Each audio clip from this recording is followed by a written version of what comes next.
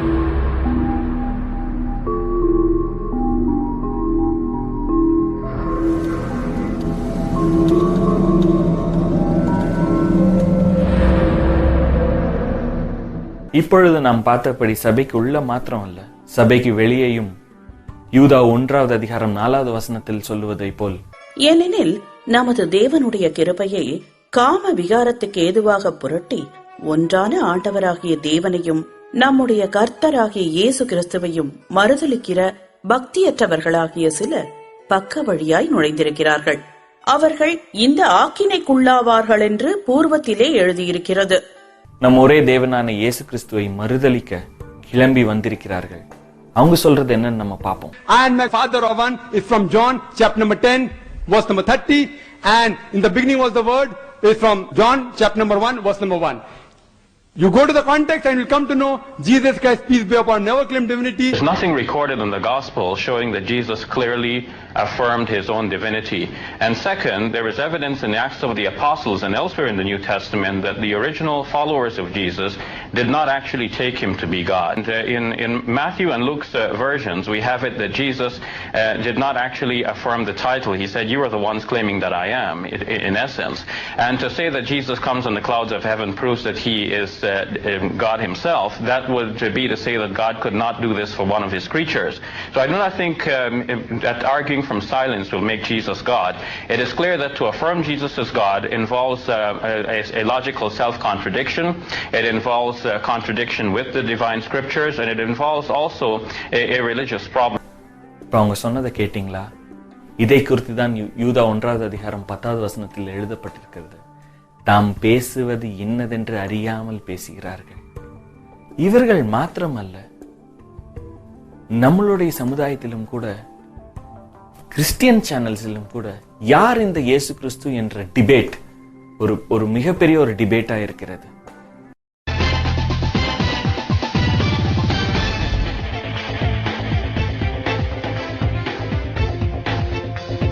It's one of the most controversial questions of the ages.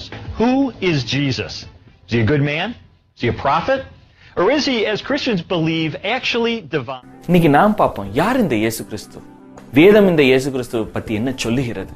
இயேசு கிறிஸ்து பிதாவின் குமாரன் மாத்திரமில்ல, என் வேதம் சொல்லுகிறது சரியா இருந்தால் அவர் பிதாவின் ஒரு அங்கமாய் இருக்கிறார். அதாவது Jesus Christ is not the son of God alone.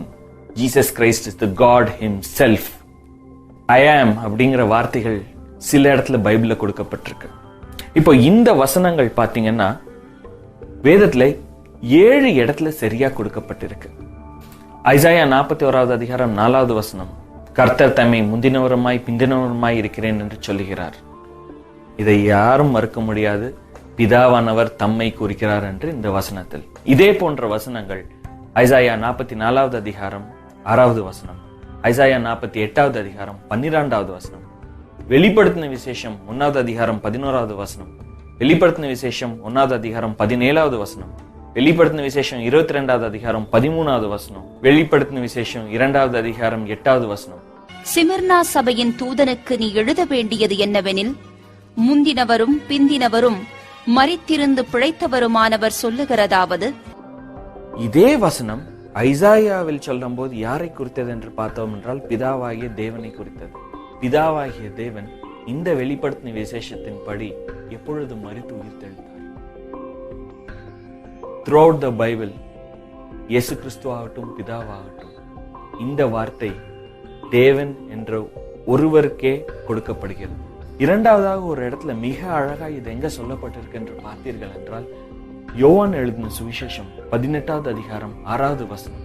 இந்த வசனத்தில் யோவான் பார்த்தீங்கன்னா அழகா சொல்லியிருக்கிறார், கர்த்தர் நானே என்று சொல்லுகிற பொழுது, இயேசு கிறிஸ்து நானே என்று சொல்லுகிற பொழுது அவருடைய தேவ சாயல் வெளிப்படுகிறது.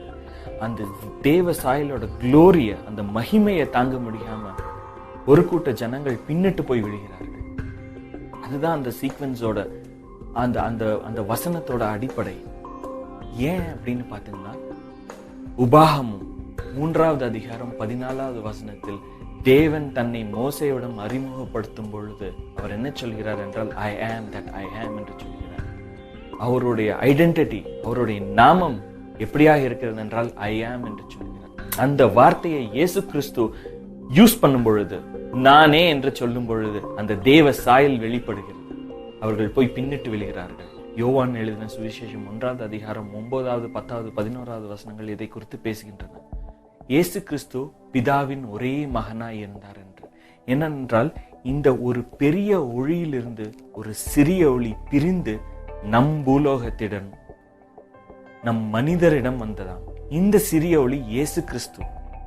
இந்த பெரிய ஒளியில் இருந்து வந்ததினால் இந்த சிறிய ஒளி பெரிய ஒளியை பிதாவென்றும், இந்த பெரிய ஒளி சிறிய ஒளியை மகனே என்றும் அழைக்கிறது.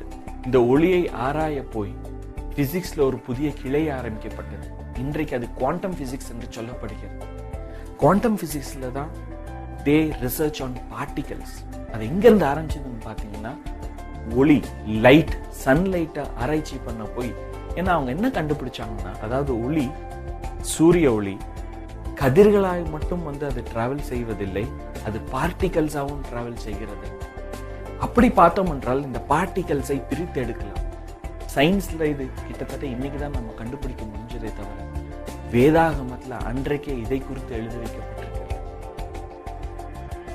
நிறைய பேர் கன்ஃபியூஸ் பண்றபடி பிதாவானவர் யாரையும் மனம் முடிக்கவில்லை, யார் மூலியமாகவும் தன் மகனை பெற்றெடுக்கவும் இல்லை. இயேசு கிறிஸ்து பிதாவான ஒளியிடத்திலிருந்து பிரிந்து வந்தாரா? அது சயின்டிபிக்கா எக்ஸ்பிளைனபிளா? அஃப்கோர்ஸ் இன்னைக்கு சயின்ஸ் அதை காம்ப்ளிமெண்ட் செய்கிறது. இதனால தான் யோவான் 14வது அதிகாரம் 10வது வசனத்தில் இயேசு கிறிஸ்து இப்படியாய் சொல்லுகிறார், நான் பிதாவிலும் பிதா என்னிலும் இருக்கிறதை நீ விசுவாசிக்கிறதில்லையா? நான் உங்களுடனே சொல்லுகிற வசனங்களை என் சுயமாய்ச் சொல்லவில்லை, என்னிடத்தில் வாசமாயிருக்கிற பிதாவானவரே இந்த கிரியைகளை செய்து வருகிறார். ஆனா இத புரியாத மக்கள், ஷபீர் அலியை போன்ற மக்கள் எதோ சொல்லுகிறார்கள். Now, Shabir, as a Muslim, how is it that you view Jesus? Who is he? You don't consider him to be divine. I consider him to be the prophet and Messiah of God, born of the Virgin Mary. He performed many miraculous deeds. God raised him miraculously, and we expect his supernatural return. But he is not the Son of God. He is not divine in any way. And no. Shabir Ali accepts Jesus Christ was born of Virgin Mary. ஒரு கன்னி மரியாளிடமிருந்து இயேசு கிறிஸ்து பிறந்தார் என்று ஷபீர் அலி ஒப்புக்கொள்கிறார். ஆனா அவர் பிதாவுடைய மகன் இல்லை என்று சொல்கிறார். ஷபீர் அலி மேக்ஸ் a big mistake. ஏனென்றால் ஒரு கன்னிகை ஒரு மகனை எப்படி ஈன்றெடுக்க முடியும்? ஒரு கன்னிகை ஒரு பைபிள்ல எந்த ஒரு இடத்துலயுமே, ஹிஸ்டரியில எந்த ஒரு இடத்துலயுமே ஒரு கன்னிகை எந்த ஒரு நேரத்திலும் ஒரு மகனையோ மகளையோ ஈன்றெடுத்ததில்லை. மோஸ்ட் மிஸ்டேரிக்கல் பர்த்ஸ் எடுத்தனாலும் கூட, அதாவது வரலாற்றில் கேள்விக்குரிய சில பர்த்ஸ் எடுத்தனா கூட, the births of giants for example, ஆதியாகமம் 6வது அதிகாரம் 1 இருந்து 4 வசனங்கள் சொல்லுவதை போல, தேவனின் தூதர்கள் மனிதருடைய பெண்களை மனம் முடித்து அவர்கள் மூலியமாய் வந்த பராக்கிரமசாலிகள், இந்த மாதிரி பர்த்ஸ் எடுத்தாலும் கூட ஸ்டில் அந்த மனிதருடைய பெண்கள் அன்றைக்கு கன்னிகர்களாய் இருக்கவில்லை, அவர்களும் மனம் முடித்தார்கள். அது ஒரு சூப்பர் நேச்சுரல் யூனியனா இருந்தா கூட, between angels and men, still they were not virgins. ஆனா இங்க ஒரே ஒரு இடத்துல மட்டும் ஷபீர் அலி ஒத்துக்கொள்றது போல் ஒரு virgin has conceived a birth. It cannot be done unless the boy who was born was divine. ஏன்னா எந்த ஒரு நேரத்திலும் தன்னுடைய கன்னித்துவம் கலையாமல் ஒரு மகனை ஈன்றெடுக்குவது ஒரு தேவனுடைய செயல் அல்லாமல் வேற எந்த செயலாலும் முடியாது. அப்படி நாம் பார்த்தோம் என்றால் இந்த குழந்தை தேவனுடைய குழந்தை. Jesus was the son of God and it was the miracle by God. அவருடைய வார்த்தையின்படியே இதை எக்ஸ்பிளைன் பண்ண முடியும். இரண்டாவதாக நம் சபைக்கு அவர் சொன்னதிலிருந்து ஒரு பெரிய ஒரு வெளிப்பாடு என்னவென்றால், அதாவது இன்றைக்கு சபையாகி இருக்கும் நாம் 2ஆம் வருகையை குறித்து கவலை கூட படுவதில்லை. ஆனா இயேசுவை மறுதலிக்கிற ஒரு கூட்டம் இயேசு கிறிஸ்து 2ஆம் வருகையில் வருவார் என்று ஆணித்தனமாய் சொல்லுகிறது.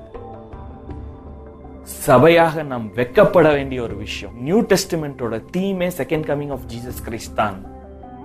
நமக்காக மரித்து பரமேறி சென்ற கடவுள் இயேசு கிறிஸ்து நமக்காய் மறுபடியும் வரப்போகிறார். அவர் வரும் அளவில் உன்னுடைய உத்தமத்தையும் உன்னுடைய பரிசுத்தத்தையும் காத்து கொண்டு அவருக்காய் நின்று கொண்டிரு என்று சொல்லுவதுதான் புதிய ஏற்பாடு மொத்த டாக்டரினே. ஆனா இன்னைக்கு நம்ம சபைகள்ல பாத்தீங்கன்னா இந்த டாக்டரின் தூக்கி மூலையில் வைக்கப்பட்டிருக்கிறது. ஆனா இதை குறித்து இன்னைக்கு சபைகள்ல பேசக்கூடிய தேவனுடைய மக்களை சபை எப்படி பார்க்கிறது என்று பார்த்தீங்கன்னா ஒரு பைத்தியக்காரனை பார்ப்பது போல்தான் பார்க்கிறது. எந்த கான்செப்ட இயேசு கிறிஸ்து இல்லை என்று மறுதலிக்கிற ஒரு கூட்டம் கூட ஆணித்தனமாய் நம்புகிறதோ, இன்றைக்கு நாம் அதை நம்பாமல் மறுத்து மறுதலித்து நம்மளுடைய வாழ்க்கையுண்டு நாம் உண்டு என்று ஓடிக்கொண்டிருக்கிறோம். இயேசு கிறிஸ்து வரும் நாளில் ஒருவேளை ஷபீர் அலி செய்வது தப்பானால் வேதத்தின்படி அது மிகப்பெரிய தப்பு. ஷபீர் அலி போன்ற மக்கள் அதற்கு ஆகினி தீர்ப்பை அனுபவிக்க போகிறார்கள் என்றால் நாம் மட்டும் பரலோகத்துக்கு போவதில்லை. ஏனென்றால் அவர்கள் ஒரு பாகத்தை மறுதலித்திருக்கிறார்கள் என்றால் சபையாகிய நாம் ஒரு மிகப்பெரிய பாகத்தை மறுதலித்து விட்டோம் ஏற்கனவே. நம்மளை பொறுத்த வரைக்கும் இயேசு கிறிஸ்து வரமாட்டாரு. அப்படி இயேசு கிறிஸ்து வருவாரு என்று சொல்லுகிறது வெளிப்படுத்தின விசேஷம். இதெல்லாம் நிறைய சர்ச்சஸ்ல இன்னைக்கு அம்பளி மாமா கதை எவ்வளோ ஒரு ஸ்டூபிடிட்டியோ அந்த மாதிரி ஒரு ஸ்டூபிடிட்டி. இயேசு கிறிஸ்து எல்லாம் வரமாட்டார். Doing a big mistake. இயேசு கிறிஸ்து பிதாவின் குமாரனா இதை ஆணித்தனமாய் சொல்லுகிற ஒரு வேத வசனம் 1 தீமோத்தேயு 3வது அதிகாரம் 16வது வசனம். அன்றியும் தேவ பக்திக்குரிய ரகசியமானது யாவரும் ஒப்புக்கொள்ளுகிறபடியே மகா மேன்மையுள்ளது. தேவன் மாம்சத்திலே வெளிப்பட்டார், ஆவியிலே நீதியுள்ளவரென்று விளங்கப்பட்டார், தேவதூதர்களால் காணப்பட்டார், புறஜாதிகளிடத்தில் பிரசங்கிக்கப்பட்டார், உலகத்திலே விசுவாசிக்கப்பட்டார், மகிமையிலே ஏறெடுத்துக் கொள்ளப்பட்டார். அடுத்த மிகப்பெரிய கேள்வி நமக்குள்ளாய் இன்றைக்கு உலகத்துக்குள்ளதாய் ஓடிக்கொண்டிருக்கிற கேள்வி, எதற்காய் இயேசு கிறிஸ்து பிறந்தார்? Why was Jesus born? I was like you, Margit. I thought Jesus came, died on the cross, that Jesus' being here was about his death. And I've always tried to find a deeper inner connection with the purpose that Christ had here on earth. And all my life, I thought it was just for him to die on the cross for my sins. But I now recognize that Jesus actually taught me Christ consciousness is who to be fully human. Hello. Is to be Christ-like. Yes, I'm Christian too, and I got that a long time ago. I thought Jesus came, died on the cross, that Jesus' being here was about his death. What required God to come and die for us? அதனுடைய வேதத்தின் ஆழம் என்ன? ஆதியாகமம் 1வது அதிகாரம் 26வது வசனம், 27வது வசனம், 28வது வசனத்தில் அவர் மனிதனிடம் ஒன்று சொன்னார். அவர் என்ன சொன்னார் என்றால், இந்த பூமியில் உள்ளதை ஆளக்கடுவீர்கள் என்று சொன்னார்.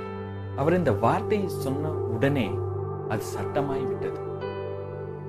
ஆளுகை பூமியை பொறுத்தவரை கடவுளிடமிருந்து மனிதனுக்கு டிரான்ஸ்பர் ஆகிவிட்டது. மனிதன் தன் கீழ்ப்படியாமையால் அந்த ஆளுகையை சாத்தானின் கையில் கொடுத்து விட்டான். மறுபடியும் அவன் பாவம் செய்ய முற்பட்டதால் பாவம் மனிதனுக்குள்ளாய் வந்தது, சாபம் மனிதனுக்குள்ளதாய் வந்தது, மூன்றாவதாக மரணமும் நம் வாழ்க்கைக்குள் வந்தது. இப்பொழுது நம்மளை நம்பி கொடுத்த அந்த ஆளுகையை நாம் பாவத்தினிடம் கொடுத்தபடியால், இந்த விஷயங்கள் நம் வாழ்க்கையில் வந்தபடியால், நம்மை இதிலிருந்து மீட்க இந்த மனித சாயலில், மனித உடலில், ஆனால் பாவம் இல்லாத ஒரு ரத்தம் தேவைப்பட்டது. இந்த ஒரு சத்தியத்தின்படி பார்த்தோம் என்றால், மனிதனை பாவத்திலிருந்து நீக்க ஒரு மனிதனின் பரிசுத்த ரத்தம் அல்லாதபடிக்கு வேற எந்த ஒரு பரிகாரத்தாலும் நம்மளை அந்த பாவத்திலிருந்து மீட்க முடியாது. இதற்காக தேவன் மனிதனாய் வர வேண்டிய ஒரு அவசியம் ஏற்பட்டது. இந்து சகோதரர்கள் தன்னுடைய கோவில்களில் பலி கொடுக்கிறார்கள், ஆடையோ மாடையோ பலி கொடுக்கிறார்கள். ஏன் யூதர்கள் பலி கொடுத்தார்கள்? ஏன் சவுத் அமெரிக்கா, ஆப்பிரிக்கா போன்ற நாடுகளில் எந்த நாடா இருந்தாலும் சரி, எந்த ஒரு மதமா இருந்தாலும் சரி, அவர்கள் யாவரும் பலி கொடுத்ததை நாம் காணலாம். ஏன் பலி கொடுக்கிறார்கள் என்று பார்த்தோம் என்றால், அது தேவை, பாவத்திலிருந்து நம்மளை மீட்க தேவைப்படும் ஒரு நியதியா இருந்தது. ஆனால் அவர்களுக்கு என்ன தெரியவில்லை என்றால், அது ஒரு மனிதனின் பலியாக இருக்க வேண்டும் என்று. மகாபாரதத்தில், கிருஷ்ணர் உபதேசத்தில், பகவத்கீதையில் சொல்லப்பட்டிருக்கிறது, மனிதனை பாவத்திலிருந்து நீக்க ஒரு பரிசுத்த ரத்தம் பலியிட வேண்டும் என்று. அப்படி பார்த்தோம் என்றால், உலகில் எந்த மதத்தை பார்த்தாலும், எந்த மதத்தின் தேவனும் தன் மக்களுக்காக வந்து இறந்ததாய் சரித்திரம் இல்லை, கிறிஸ்துவத்தை தவிர. The law is the same. எல்லா மதங்களுக்கும் இதோட அடிப்படை பிலாசபி எல்லா மதங்களிலும் ஒன்றுதான். ஆனால் ஒரு மதத்தில் மாத்திரம், கிறிஸ்துவத்தில் மாத்திரம்தான் இந்த பிலாசபியை பூர்ணம் செய்யும்படியாக இயேசு கிறிஸ்து நம்மளிடையே வந்து மரித்து உயிர்த்தெழுந்து சென்றார். அடுத்ததாக இயேசு கிறிஸ்து எப்பொழுது பிறந்தார்? டிசம்பர் 25ஆம் தேதியா? வேதத்துல இதை குறித்ததான ஹிஸ்டாரிக்கல் டாக்குமெண்டேஷன் அது லூக்கா எழுதின சுவிசேஷத்தில் தரப்பட்டிருக்கிறது. லூக்கா 1வது அதிகாரம் 5வது வசனத்திலிருந்து 8வது வசனம் வரை யோவான் ஸ்தானகரின் தந்தையான ஜெகேரியாஸ் அவருடைய பின்னணியை குறித்து குறிப்புள்ளது. ஜெகேரியாஸ் ஒரு லேவிய குடும்பத்தை சார்ந்தவன். 2வது பாயிண்ட், ஜெகேரியாஸ் லேவிய குடும்பத்தில் அபியா என்ற கோத்திரத்தை சார்ந்தவன். 3வது, இவன் தேவாலயத்தில் தன்னுடைய ஊழியத்தை செய்து கொண்டிருக்கும் பொழுது கேப்ரியல் தூதன் அவனிடம் தோன்றி அவனுக்கு ஒரு மகன் பிறப்பான் என்ற ஒரு நல்ல செய்தியை தருகிறார். 1 நாளாகமம் 24வது அதிகாரம் 10வது வசனத்தில் இந்த அபியா கோத்திரம் வருடத்தின் எந்த நாளில் தன்னுடைய ஊழியத்தை தேவனுக்கு முன்பதாய் செய்தது என்ற ஒரு ரெக்கார்டு இருக்கிறது. அதாவது தாவீது மன்னன் காலத்தில் அவன் லேவியர்களின் கோத்திரத்தை 24 குடும்பங்களாக பிரித்தான். இந்த 24 குடும்பங்களும் மாதத்தில் 15 நாள் தேவனுக்கு முன்பதாக ஊழியம் செய்ய வேண்டும் என்று ஒரு கட்டளை பிறப்பிக்கப்பட்டது.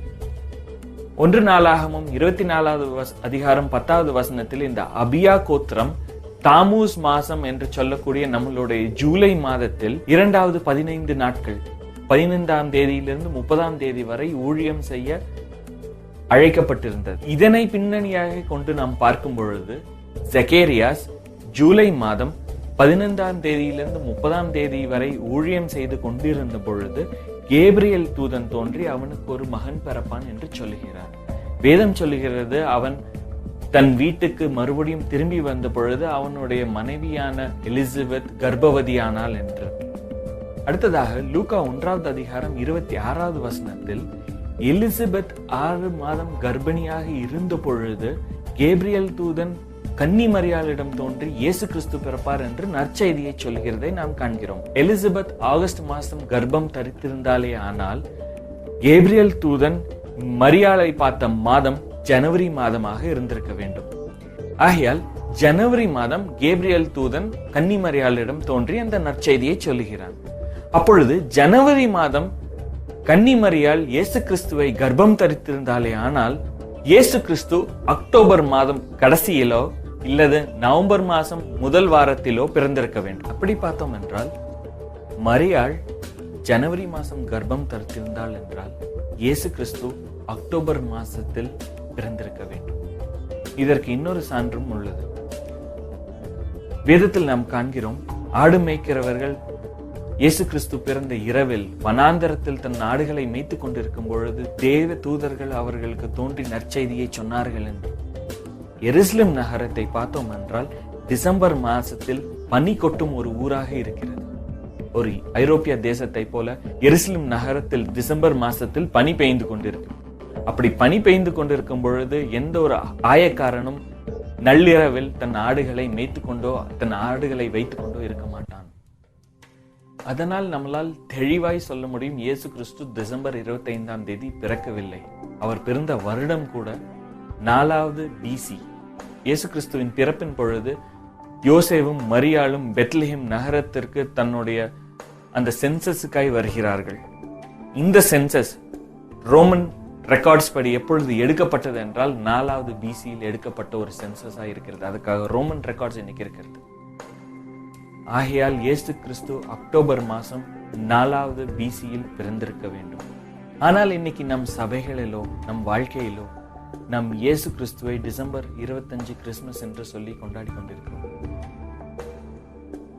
இது தவறா சரியா? அந்த கேள்விக்குள் நான் போகவில்லை. ஆனால் நம்மளுடைய ஆட்டிடியூட், கிறிஸ்துமஸை கொண்டாடுகிற அந்த மனப்பாங்கு எப்படி ஒரு இந்து சகோதரர் கிருஷ்ண ஜெயந்தியை கொண்டாடுகிறாரோ அதே மனப்பாங்கில் தான் நாமளும் இயேசு கிறிஸ்துவை கொண்டாடி கொண்டிருக்கிறோம் டிசம்பர் 25ஆம் தேதி. வேதத்தின் படி இது கிறிஸ்தவ வாழ்க்கையில் தேவையில்லாத ஒரு சம்பிரதாயமாக இருக்கிறது. ஆனால் இன்றைக்கு அது நம் கிறிஸ்துவ வாழ்க்கையின் ஒரு அங்கமாய் இருக்கிறது. இயேசு கிறிஸ்துவோட பிறந்த நாள் இல்லாத ஒரு நாளில் இயேசு கிறிஸ்துவை பார்த்து ஹாப்பி பர்த்டே என்று சொல்லுகிற ஒரு கல்ச்சரில் நாம் இருக்கிறோம். இன்றைக்கு ஒருவேளை நான் ஒரு செப்டம்பர் மாசத்தில் பிறந்திருக்கலாம். என்னை பார்த்து ஜனவரியில் ஒருத்தர் ஹாப்பி பர்த்டே என்று சொன்னால் எனக்கு அது பிடிக்கவா செய்யும்? இல்லை, அதை குறித்து நான் சந்தோஷப்படுவேன். ஆனால் என்னவோ தெரியவில்லை, இயேசு கிறிஸ்துவை டிசம்பர் மாதம் 25ஆம் தேதி ஒரு காலத்தில் ரோம கத்தோலிக்கர்கள் அதை கொண்டாடினார்கள். அதனுடைய பின்னர்த்தமே வேறு. ஆனால் இன்னைக்கு சரிஸ்மேட்டிக் மூவ்மெண்ட் நம்மளுடைய இண்டிபெண்டன்ட் சர்ச்சஸ்ல கூட அந்த டிசம்பர் 25th ஒரு ட்ரெடிஷன் ஆகி கொண்டு வருகிறது. ஆனால் கிறிஸ்துமஸ் மாத்திரமல்ல, இன்றைக்கு குட் ஃப்ரைடேவும் ஈஸ்டரும் கூட நம்மளுடைய கிறிஸ்துவ வாழ்க்கையில் இன்னைக்கு ஒரு மிக முக்கியமான பண்டிகைகளாக காணப்படுகிறது. எங்கிருந்து வந்தது? வேதத்திற்கும் இதற்கும் ஏதாவது ஒரு சான்றிதழ் உள்ளதா? வேதத்தின் பின்னணியில் நாம் செய்கிறோமா? என்னென்றால் கிறிஸ்துவ வாழ்க்கையில் நாம் ஒன்றை மறந்து விடுகிறோம். கிறிஸ்துவ வாழ்க்கை, கிறிஸ்துவனாக வாழும் அழைக்கப்பட்ட அழைப்பு கோவிலுக்கு செல்வதிலோ இல்லை ஒரு பண்டிகையை வைப்பதிலோ அல்ல. கிறிஸ்துவோடு நடக்கும் நடப்பில் அமைக்கப்பட்டுள்ள ஒரு வாழ்வு, கட்டப்பட்ட ஒரு வாழ்வுக்கு தான் நாம் அழைக்கப்படுகிறோம். இன்றைக்கு சபையில் இது ஒரு மறக்கப்பட்ட சத்தியமாக இருக்கிறது. இயேசு கிறிஸ்து சிலுவையில் அடிக்கப்பட்ட தினம் குட் ஃப்ரைடே தானா? பைபிள் இதை குறித்து என்ன சொல்லுகிறது? 1 கொரிந்தியர்கள் 5வது அதிகாரம் 7வது வசனத்தில் தெளிவாய் சொல்லப்படுகிறது, இது இயேசு கிறிஸ்து நமக்காக அடிக்கப்பட்ட பஸ்கா பலி என்று. எப்படி பழைய ஏற்பாட்டில் பஸ்கா நாள் அடிக்கப்பட்ட ஆட்டுக்குட்டியின் ரத்தம் அன்றைக்கு இருந்த யூதர்களை சங்கார தூதனிடமிருந்து காத்ததோ, அதே போல இயேசு கிறிஸ்துவின் ரத்தம் நம்மளை பாவங்களிலிருந்து மீட்டு சங்கார தூதனிடமிருந்து காப்பாற்றும் ஒரு செயலாக இருக்கிறது. அதாவது இயேசு கிறிஸ்து நமக்காக பலியிடப்பட்ட வருடம் 32வது AD. எப்படி இந்த 32வது AD என்று நாம் நம்மளுடைய போன CDயில் பார்த்தோம். இஸ்ரவேலும் இறுதி காலங்களும் என்று சொல்லக்கூடிய அந்த CDயில் எப்படி அந்த வருடம் 32வது வருடமாக இருந்தது என்று நாம் பார்த்தோம். இந்த 32வது வருடத்தில் எந்த நாளில் பஸ்கா பண்டிகை வந்தது என்று பார்த்தோம் என்றால் ஏப்ரல் மாதம் 6வது நாளாக இருக்கும் வியாழக்கிழமை என்று வந்தது. பைபிள் சொல்லுவது ஒரு வியாழக்கிழமையை காட்டுகிறது. நாம் கொண்டாடுவதை போல ஒரு வெள்ளிக்கிழமையை.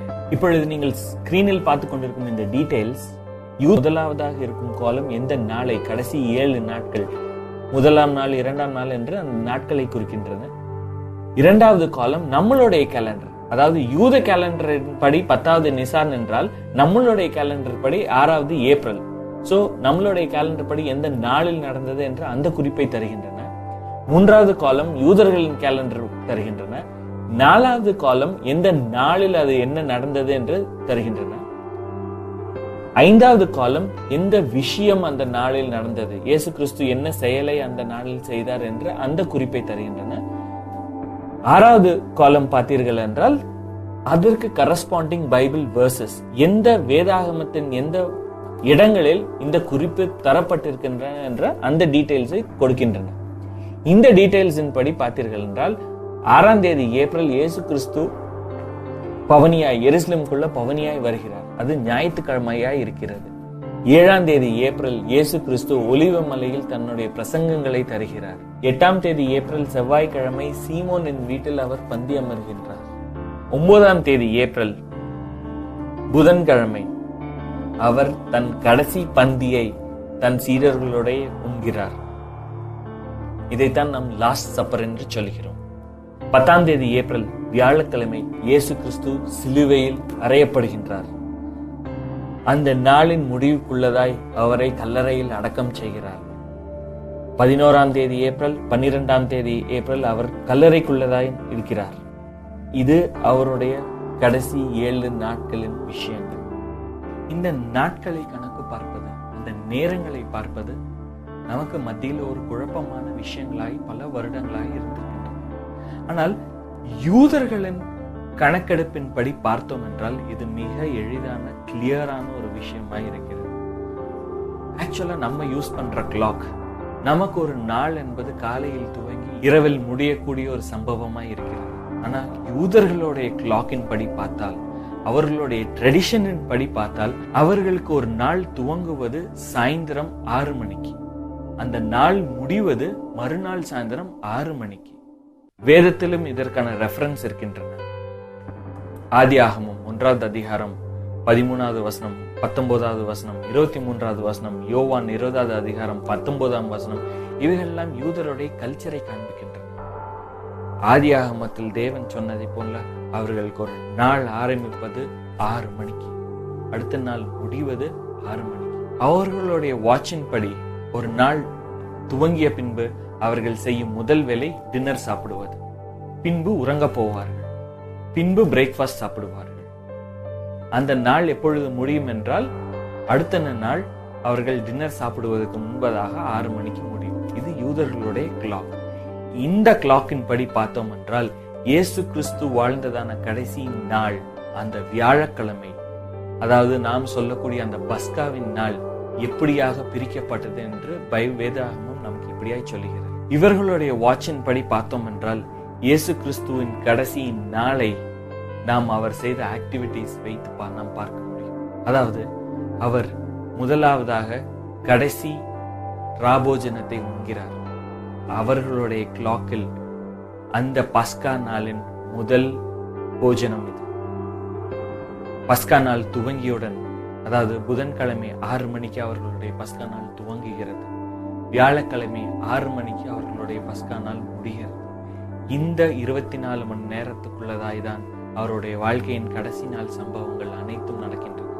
இந்த பாஸ்கா நாளின் முதல் போஜனமாக இருக்கிறது நம் தேவனுடைய கடைசி போஜனம். அந்த போஜனத்தை உன்றுவிட்டு அவரும் அவர் சீடர்களும் கெத்செமனே தோட்டத்திற்கு ஜெபிப்பதற்காக போகிறார்கள். நள்ளிரவில் அரசு செய்யப்பட்டு அதிகாலை 3 மணிக்கு இயேசு கிறிஸ்துவை யூதர்களுடைய அரசாங்கத்துக்கு முன்பதாக நிறுத்துகிறார்கள். யோவான் 18:27. 6 மணிக்கு அவர் பான்ஷியஸ் பைலட்டிடம் கையளிக்கப்படுகிறார். யோவான் 19வது அதிகாரம் 14-16 வசனங்கள் வரை. 9 மணிக்கு இயேசு கிறிஸ்து சிலுவையில் அடிக்கப்படுகிறார். மார்க் 15:25. 12 மணிக்கு அந்த தேசத்தில் ஒரு பெரிய காரில் காணப்படுகிறது.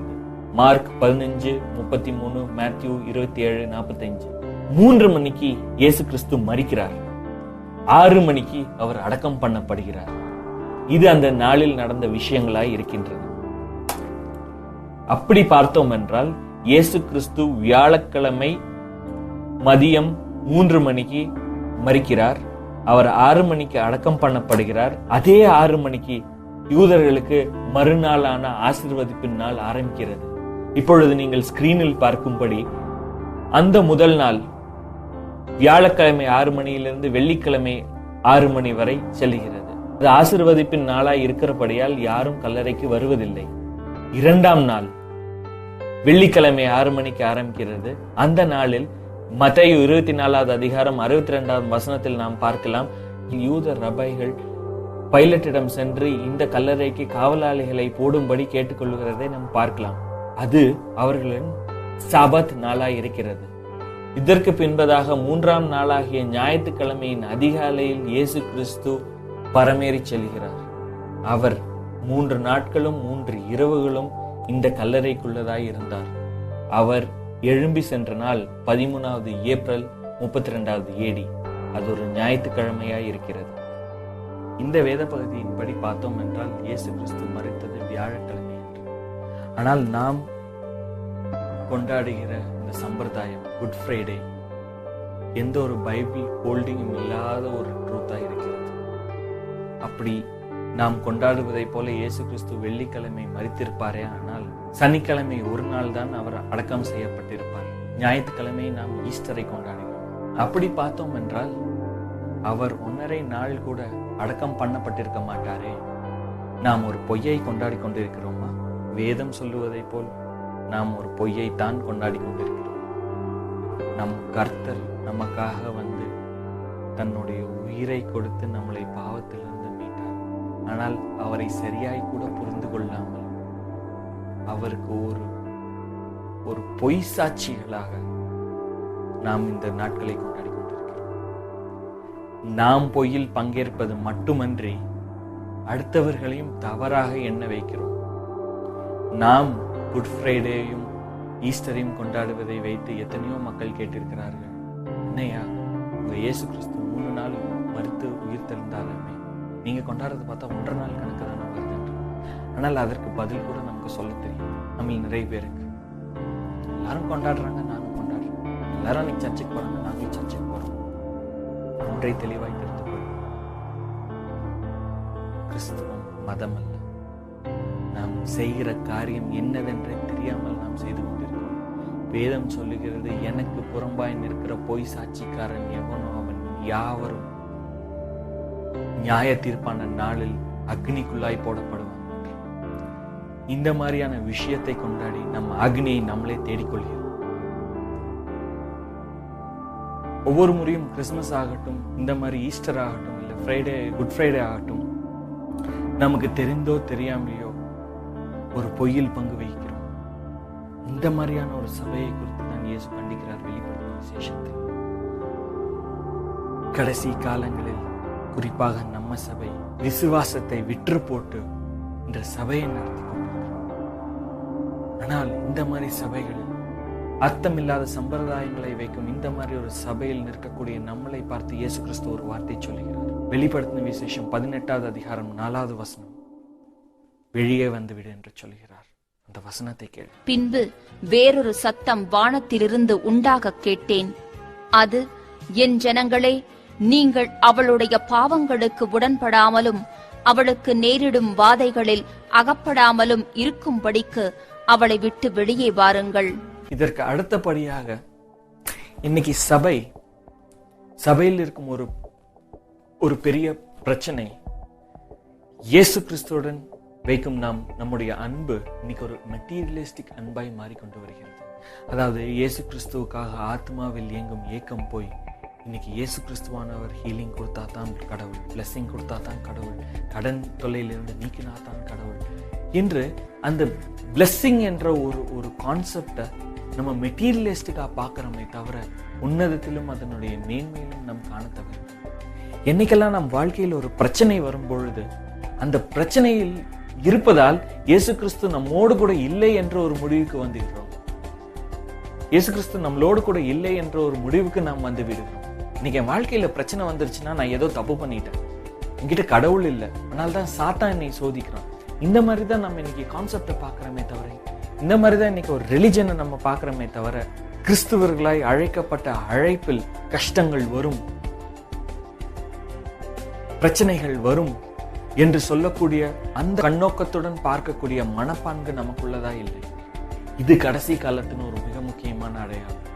ஏன்னா இயேசு கிறிஸ்துவாகட்டும் வேதமாகட்டும் தெளிவாய் சொல்லுகிறது, நீ கிறிஸ்தவனாய் இருந்தால் கிறிஸ்துவத்தின் நிமித்தம் உனக்கு பாடுகள் வரும், உனக்கு பிரச்சனைகள் வரும்.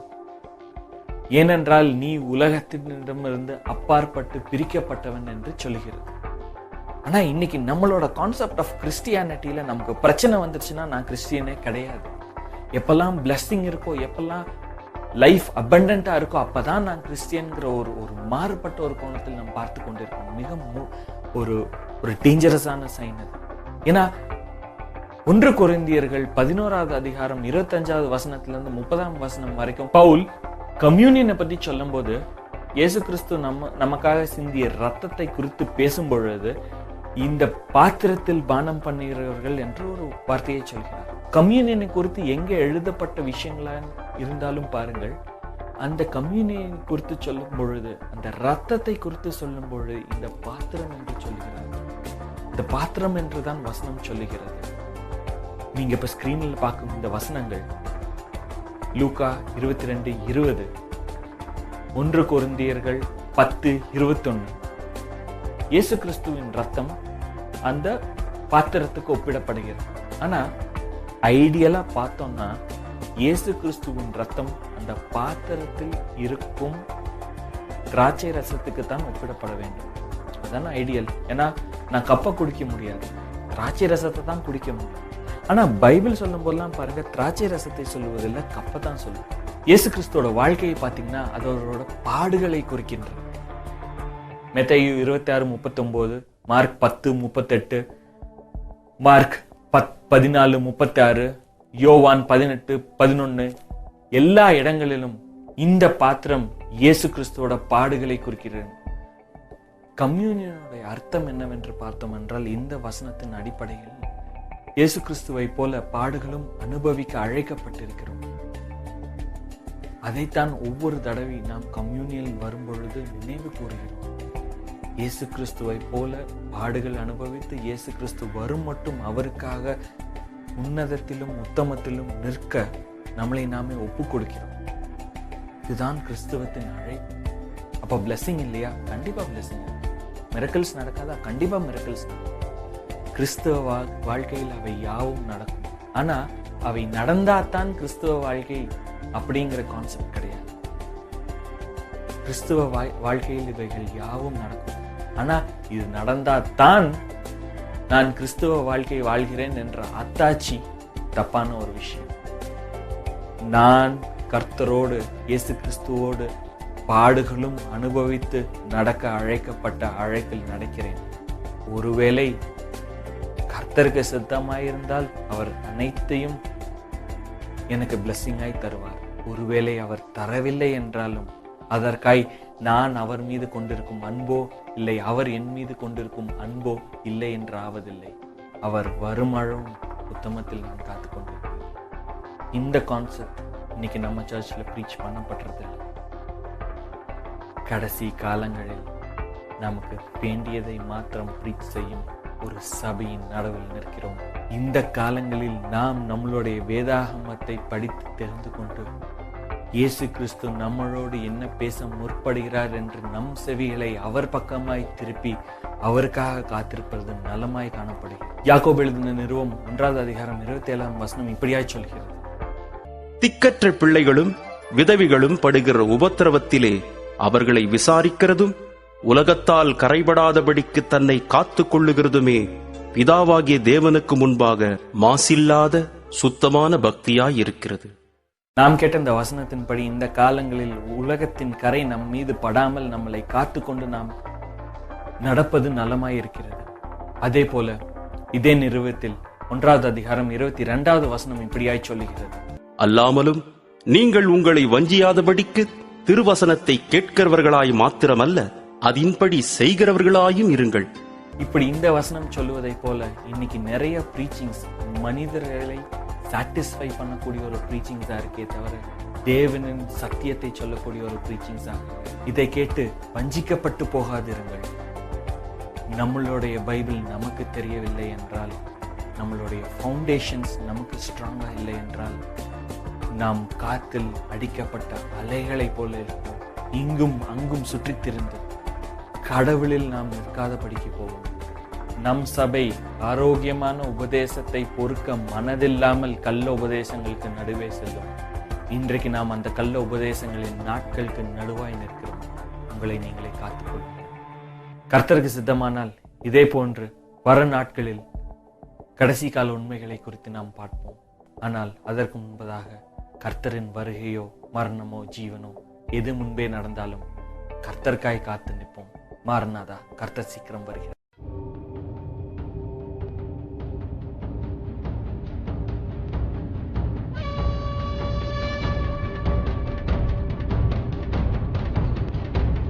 எங்களோட மினிஸ்ட்ரியில் நாங்கள் கான்சென்ட்ரேட் பண்ணுவது பிப்ளிக்கல் எஸ்கத்தாலஜி.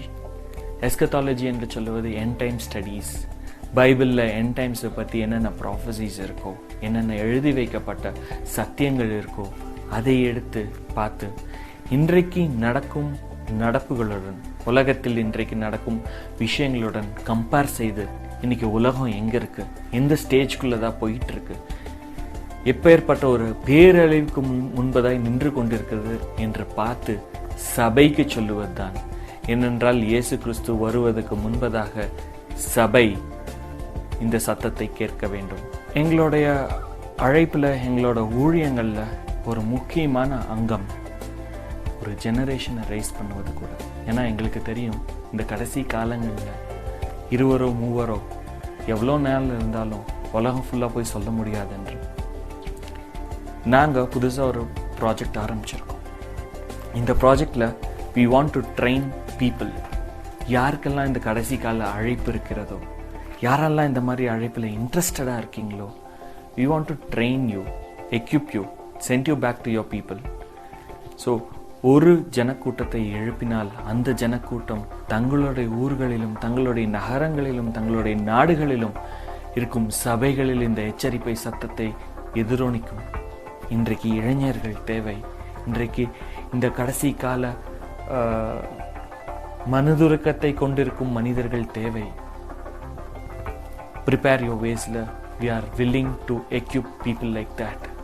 உங்களுக்கு அந்த மாதிரியான ஒரு பாரம் இருந்ததுன்னா நாங்கள் புதிதாக ஒரு கோர்ஸ்க்குள்ளதாய் வருகிறோம். ஒரு சின்ன பைபிள் ஸ்டடி, ஒரு 7 நாள் பைபிள் ஸ்டடி, பிப்ளிக்கல் எஸ்கத்தாலஜியோட பேசிக்ஸை ஃபுல்லாக உங்களை எக்யூப் பண்ணி உங்களுக்கு இந்த ஒரு கோர்ஸில் சேருவதற்கு விருப்பமானால் ஸ்க்ரீனில் இருக்கக்கூடிய எங்களோட கம்யூனிகேஷன் அட்ரஸ்க்கு உங்களுடைய டீட்டெயில்ஸ் அனுப்புங்க.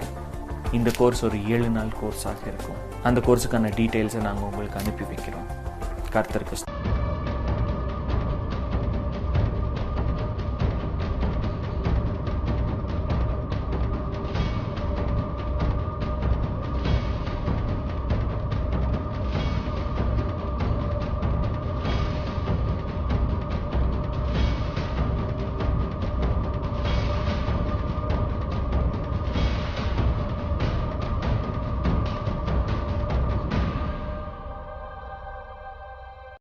Praise the Lord.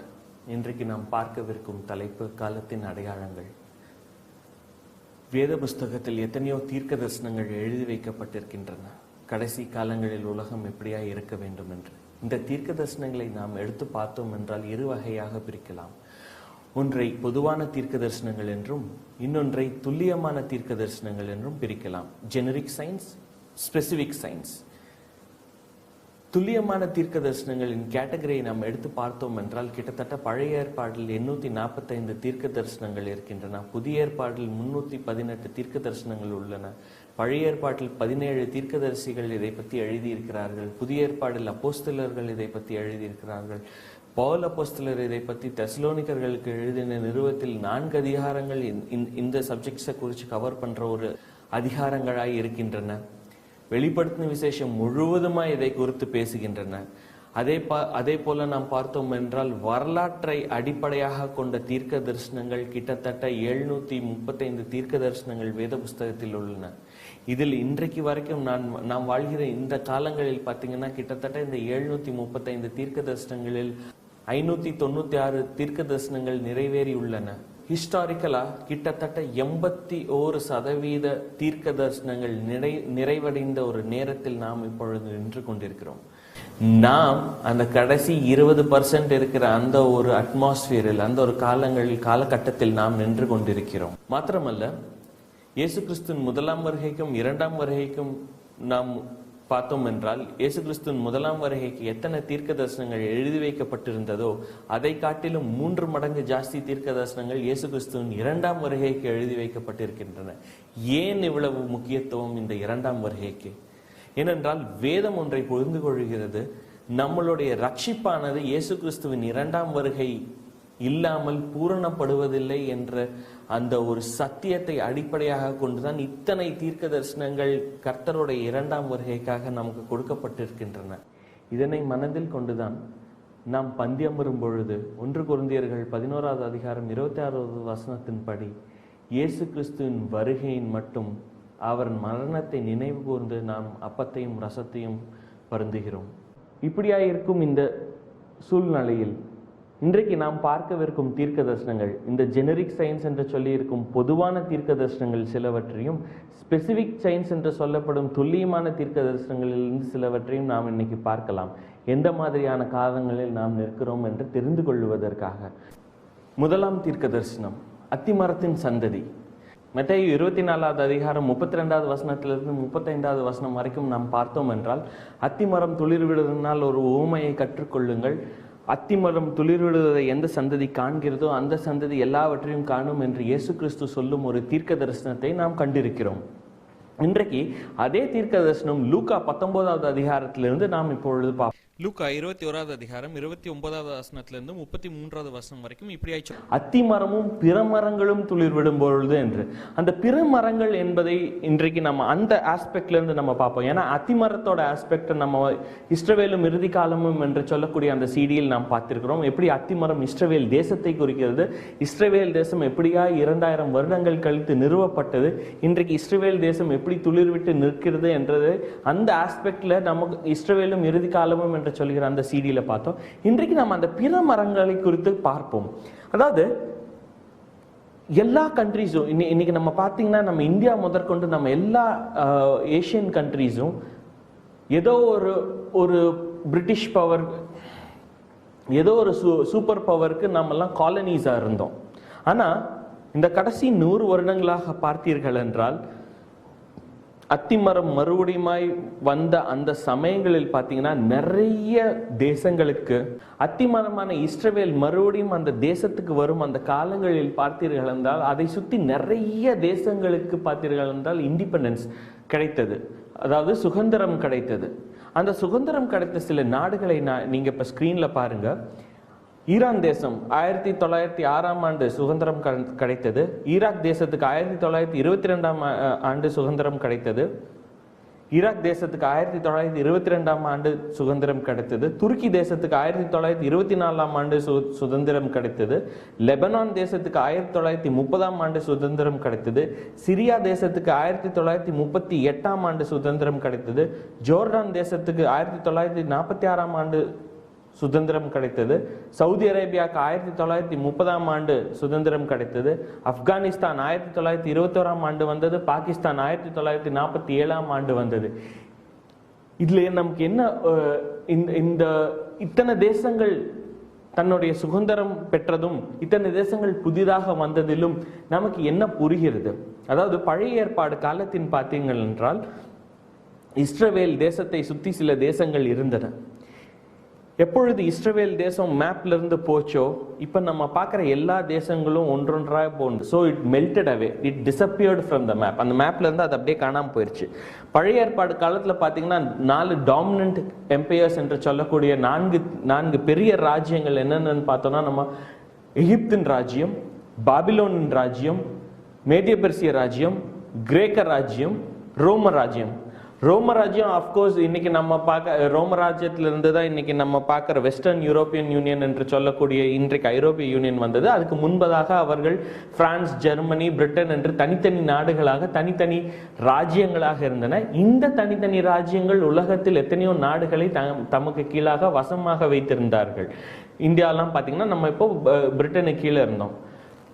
அதே மாதிரி அந்த ரோமர் சாம்ராஜ்யத்தை விட்டு அதுக்கு முன்பதாக சொன்ன 4 சாம்ராஜ்யமே மேப்ல இல்லாம போயிடுச்சு.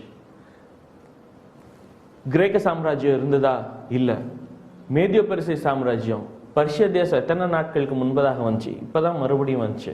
மேதிய தேசம் என்று சொல்லக்கூடிய தேசம் எங்க போச்சு? பாபிலோனின் தேசம் எங்க போச்சு? எகிப்து நாடு ஒரு சாதாரண நாடாயிடுச்சு. எகிப்து ஹிஸ்டரியில 1980களுக்கு முன்னாடி ஹிஸ்டரியில மேஜர் ரோல் எங்க எகிப்து ப்ளே பண்ணிருக்கு? எங்கேயுமே இல்லை. இஸ்ரவேல் தேசம் எப்ப நமக்கு மத்தியில வந்ததோ அதே சமயங்கள் தான் அந்த பழைய பிளேயர்ஸ், வேதம் சொல்லுகிற அந்த பழைய பிளேயர்ஸ் எல்லாம் வந்து it came back to life. ஏன்? கடைசி காலத்தான ஸ்டேஜ் இந்த கடைசி 100 வருஷங்களாக தான் அது பிளான்ட் ஆயிருக்கு. இன்னொரு முக்கியமான விஷயம் பார்த்தீங்கன்னா, இசைக்கேல் 38வது அதிகாரம் ஒரு போரை குறித்து சொல்லுகிறது. மாகோக் யுத்தம் என்று சொல்லக்கூடிய ஒரு போரை குறித்து சொல்லுகிறது. இசைக்கேல் போர் என்று சொல்லுவார்கள். இந்த போரில் பார்த்தீங்கன்னா இஸ்ரவேலுக்கு எதிராக இந்தந்த தேசங்கள் வரும் என்று தேசத்தை பெயர் சொல்லி இசைக்கேல் தீர்க்க தரிசனங்களாக எழுதியிருக்கிறார். அந்த தேசங்கள் எல்லாம் எப்போ வந்துச்சுன்னு பார்த்தீங்கன்னா இப்போ நம்ம படித்த லிஸ்ட்ல இருந்து வந்த தேசங்களாக இருக்கு. மாத்திரமல்ல, இந்த 38வது அதிகாரம் 6வது வசனத்தில் சொல்லப்படுகிற தொகர்மாவின் வம்சத்தார் இஸ்ரவேலுக்கு நேராக வருவார்கள் என்று எழுதி வைக்கப்பட்டிருக்கிறது. யார் இந்த டொகர்மாவின் வம்சத்தார்? ஹிஸ்டாரிக்கலா பார்த்தீங்கன்னா காஸ்பியன் சி என்று சொல்லக்கூடிய அந்த ரஷ்யாவுக்கு கீழே இருக்கும் அந்த இடங்கள் எல்லாம் இந்த தொகர்மாவின் வம்சம் என்று வேதம் சொல்லுகிறது. 1995ஆம் ஆண்டு வரைக்கும் இவைகள் யாவும் ரஷ்ய தேசங்களாக இருந்தன. அதாவது ரஷ்ய தேசத்தின் மாநிலங்களாக இருந்தன. ஆனால் 1995ஆம் ஆண்டு எப்பொழுது ரஷ்யா கம்யூனிசத்திலிருந்து உடைந்ததோ 14 குட்டி தேசங்கள் அதிலிருந்து உருவாகின. அந்த 14 குட்டி தேசங்களும் இன்றைக்கு அந்த தொகர்மாவின் வம்சத்தாராகிய அந்த 14 தேசங்களும் இன்னைக்கு ரெடியாக இருக்கின்றன. 15 வருஷங்களுக்கு முன்னாடியே இதெல்லாம் வந்துச்சு. நீங்க ஸ்கிரீன்ல அதனுடைய அந்த தேசங்களுடைய பெயர்களை பார்க்கலாம். Romania, Bulgaria, Ukraine, Georgia, Armenia, Azerbaijan, Turkmenistan, Uzbekistan, Kazakhstan, Kyrgyzstan, Tajikistan. நீங்க இப்போ பார்த்த எல்லா கண்ட்ரீஸ்லயும் இன்னொன்னு நீங்க நோட்டீஸ் பண்ணீங்களா என்னன்னு தெரியல, அத்தி மரமும் பிற மரங்களும். இந்த பிற மரங்கள் என்று சொல்லுகிற அந்த பழைய ஏற்பாட்டில் இருக்கிற எல்லா தேசங்களும் இன்னைக்கு என்னவா இருக்குன்னு பார்த்தீங்கன்னா முஸ்லிம் கண்ட்ரீஸா இருக்கு. Just a correlation. எந்த தேசத்தெல்லாம் பெயர் சொல்லி கர்த்தர் இஸ்ரவேலுக்கு நேராய் நீ வருவாய் என்று சொல்லி இருக்கிறாரோ, எந்த தீர்க்க தரிசனங்களை வேணாலும் பழைய ஏற்பாடுல எடுத்துக்கோங்க. பழைய ஏற்பாடும் சரி, புதிய ஏற்பாடும் சரி, இந்த தேசங்கள்லாம் இஸ்ரவேலுக்கு நேராக வரும், இந்த தேசங்கள்லாம் கர்த்தருக்கு நேராக வரும் என்று சொல்லியிருக்கிற அத்தனை தேசமும் இன்றைக்கு பிற மரங்களாக இருக்கிற இன்னைக்கு முளைத்து வந்திருக்கிற அத்தனை மரங்களும் இன்னைக்கு எதுவாக இருக்கு? முஸ்லிம் கண்ட்ரீஸாக இருக்கு. It's a correlation. அதே மாதிரி இன்னொன்று, இந்த நம்ம செகண்ட் கம்மிங்கை பொறுத்த வரைக்கும் இன்னொன்று நிறைய பேர் என்ன கேட்குறாங்கன்னா, இஸ்ரவேல் இன்னைக்கு 60 வருஷம் ஆச்சு பிரதர், ஒன்றுமே நடக்கலை. எத்தனையோ காலங்களாக நீங்களாம் சொல்லி கொண்டு தான் இருக்கிறீங்க, ஒன்றும் நடக்க மாட்டேங்குது. நீங்கள் தான் வராருன்னு சொல்கிறீங்க, எல்லாம் நார்மலாக தான் இருக்குன்று. காலங்காலமாக நீங்களாம் சொல்லி கொண்டு தான் வரீங்க, கர்த்தர் இது வரைக்கும் வரவில்லை என்று சொல்லுகிற இன்றைக்கு ஒரு ஜனமும் இருக்கிறது. இவர்களை குறித்து வேதம் சொல்லுகிறது, இவர்கள் சொல்லுவதே ஒரு பெரிய சைன் என்று. ஏன் நம்மலாம் இப்படி சொல்றோம்? ஆக்சுவலா இன்னைக்கு நம்மளை பொறுத்த வரைக்கும் இன்னைக்கு ஒரு 60 வருஷம் ஆயிடுச்சு. இதுக்கே நமக்கெல்லாம் பொறுமை போயிடுச்சு. ஆனா எத்தனையோ பேர் 2000 வருஷங்களுக்கு முன்னாடி இதெல்லாம் எதிர்பார்த்தாங்க. அவர்களுடைய எதிர்பார்ப்பு அப்போ வீணாகுமா? கர்த்தர் தாமதிக்கிறாரா? இதை நாம் புரிந்து கொள்ள ஒரு வசனத்தை நாம் பார்க்க வேண்டும். 2 பேதுரு 3வது அதிகாரம் 8வது வசனம் இப்படியாய் சொல்லுகிறது, கர்த்தருக்கு ஒரு நாள் 1000 வருஷங்களை போலவும் 1000 வருஷங்கள் ஒரு நாளை போலவும் இருக்கிறது என்று. டைமை பத்தி நம்ம எவ்வளவு புரிஞ்சு வச்சிருக்கிறோம்? இப்ப நம்மலாம் டைம் ஆயிடுச்சுன்னு சொல்றோம், லேட் ஆயிடுச்சுன்னு சொல்றோம், கடவுள் இன்னும் வரலன்னு சொல்றோம். டைமை நம்ம எவ்வளவு புரிஞ்சு வச்சிருக்கிறோம்? நம்மளை பொறுத்த வரைக்கும் நம்ம வாட்ச்ல பாக்குறதா டைமா, இல்ல டைம் அதுக்கும் பியாண்ட் சம்திங்கா? நம்ம இன்னைக்கு சொல்ற இவ்வளவாய் சொல்லுகிற டைம் டைம் டைம் என்று சொல்லுகிற டைம், இட்ஸ் நாட் டைம். அது நேரமே கிடையாது. நம்ம பார்க்கறது வரும் மெஷர்மெண்ட் ஆஃப் டைம் தான். நேரத்தை அழைக்கிற ஒரு இன்ஸ்ட்ருமெண்ட் வாட்ச், அவ்வளவுதானே தவிர அது நேரம் கிடையாது. நம்ம வாட்ச் எப்படி ஒர்க் ஆகுது? இப்போ நீங்க ஸ்கிரீன்ல பாக்குறது பாத்தீங்கன்னா அட்டாமிக் கிளாக் என்று சொல்லுவார்கள். இந்த அட்டாமிக் கிளாக் தான் கிரீன்விச்ல ஒன்று இருக்கு. அந்த மிஷினை வச்சிருக்காங்க. அந்த மிஷினுக்கு சிங்க்ரனைஸ் பண்ணி நம்ம வாட்ச் செட் பண்ணி வச்சிருக்கோம். அவ்வளவுதான் டைம். இப்போ இந்த கிளாக்கோடைய மகத்துவம் என்ன, இந்த கிளாக்கோட ஸ்பெஷாலிட்டி என்னன்னு பாத்தீங்கன்னா, இந்த கிளாக் பர்ஃபெக்ட் கிளாக். கடந்த 1 பில்லியன் இயர்ஸ் எடுத்தீங்கன்னா, அதாவது கிட்டத்தட்ட கடந்த ஒரு கோடி வருஷங்கள், 1 கோடி வருஷத்தோட டைமை கால்குலேட் பண்ணி இந்த வாட்ச் ஓட்டி இருந்தாலும் ஒரு செகண்ட் கூட அது வந்துட்டு மாறி இருக்காது. அதாவது மேக்ஸிமம் 1 செகண்ட் டிஃப்ரென்ஸ் இருக்கும். அது ஒரு அக்யூரேட் கிளாக். நீங்க எங்க போனீங்கனாலும் அதோடைய அக்யூரேசி மாறாது. அதான் அட்டாமிக் கிளாக். இந்த அட்டாமிக் கிளாக் வந்துட்டு 2 இடங்கள்ல இருக்கிறது. அதாவது கிரீன்விச் என்று சொல்லக்கூடிய, இப்பொழுது நான் சொன்ன இடம் கிரீன்விச். கிரீன்விச்ல ராயல் அப்சர்வேட்டரி என்று சொல்லக்கூடிய ஒரு இடத்துல ஒரு அட்டாமிக் கிளாக் இருக்கு. இன்னொரு அட்டாமிக் கிளாக் வந்துட்டு அமெரிக்கால போல்டர் என்று சொல்லக்கூடிய ஒரு ஊரில் இருக்கு. கொலராடோ மாகாணத்தில் போல்டர் என்று சொல்லக்கூடிய ஒரு ஊர்ல இருக்கிறது. சயின்டிபிக்கா பாத்தீங்கன்னா அட்டாமிக் கிளாக்ஸ் ரெண்டுமே பெர்ஃபெக்டா இருக்கணும். 2 கிளாக்கும் எந்த டைம் டிஃபரன்ஸும் இருக்கக்கூடாது. ஆனா சயின்டிஸ்ட் என்ன நோட் பண்ணான்னு பாத்தீங்கன்னா, இந்த 2 கிளாக்குக்கும் நடுவில் 0.5 மைக்ரோ செகண்ட்ஸ் டிஃப்ரென்ஸ் வரதை நோட் பண்ணாங்க. இப்போ ஒரு பெரிய கேள்வி எழுந்தது, இப்போ இந்த கிளாக் கரெக்டா அந்த கிளாக் கரெக்டான்னு. ஏன்னா ஆக்சுவலாக பார்த்தீங்கன்னா atomic clocks don't make a mistake. இப்போ இந்த 2 கிளாக்குமே கரெக்டு தான் என்று கண்டுபிடித்தார்கள். எதனால அந்த டைம் டிஃப்ரென்ஸ் வருதுன்னு பார்த்தீங்கன்னா, கடல் மட்டத்துக்கு மேலே அந்த ஊர் எவ்வளவு தூரமாக இருக்கோ அதை வச்சு டிஃப்ரென்ஸ், இந்த டைம் டிஃப்ரென்ஸ் வருது என்ற ஒரு விஷயத்தை கண்டுபிடித்தார்கள். ஃபார் எக்ஸாம்பிள், நீங்கள் இப்போ ஸ்க்ரீனில் பார்க்கறது போல் கிரீன்விச் கடல் மட்டத்திலேருந்து 84 மீட்டர் மேலே இருக்கு. கொலராடோ என்று சொல்லுகிற ஊர் கடல் மட்டத்துக்கு மேலே 5400 அடிக்கு மேலே இருக்கிறது. அதனால கொலராடோவில் இருக்கிற கிளாக் 0.5 மைக்ரோ செகண்ட்ஸ் கம்மியாக ஓடுகிறதாம். அதாவது இதனுடைய பேசிக் கன்செப்ஷன் என்னன்னு பார்த்தீங்கன்னா, டைம் அப்படிங்கிறது கான்ஸ்டன்ட் கிடையாது. எப்படி நமக்கு வெயிட் மாறுதோ, எப்படி லென்த், பிரெத், மாஸ் எல்லாம் மாறுதோ, டைமும் மாறக்கூடிய ஒரு விஷயம்.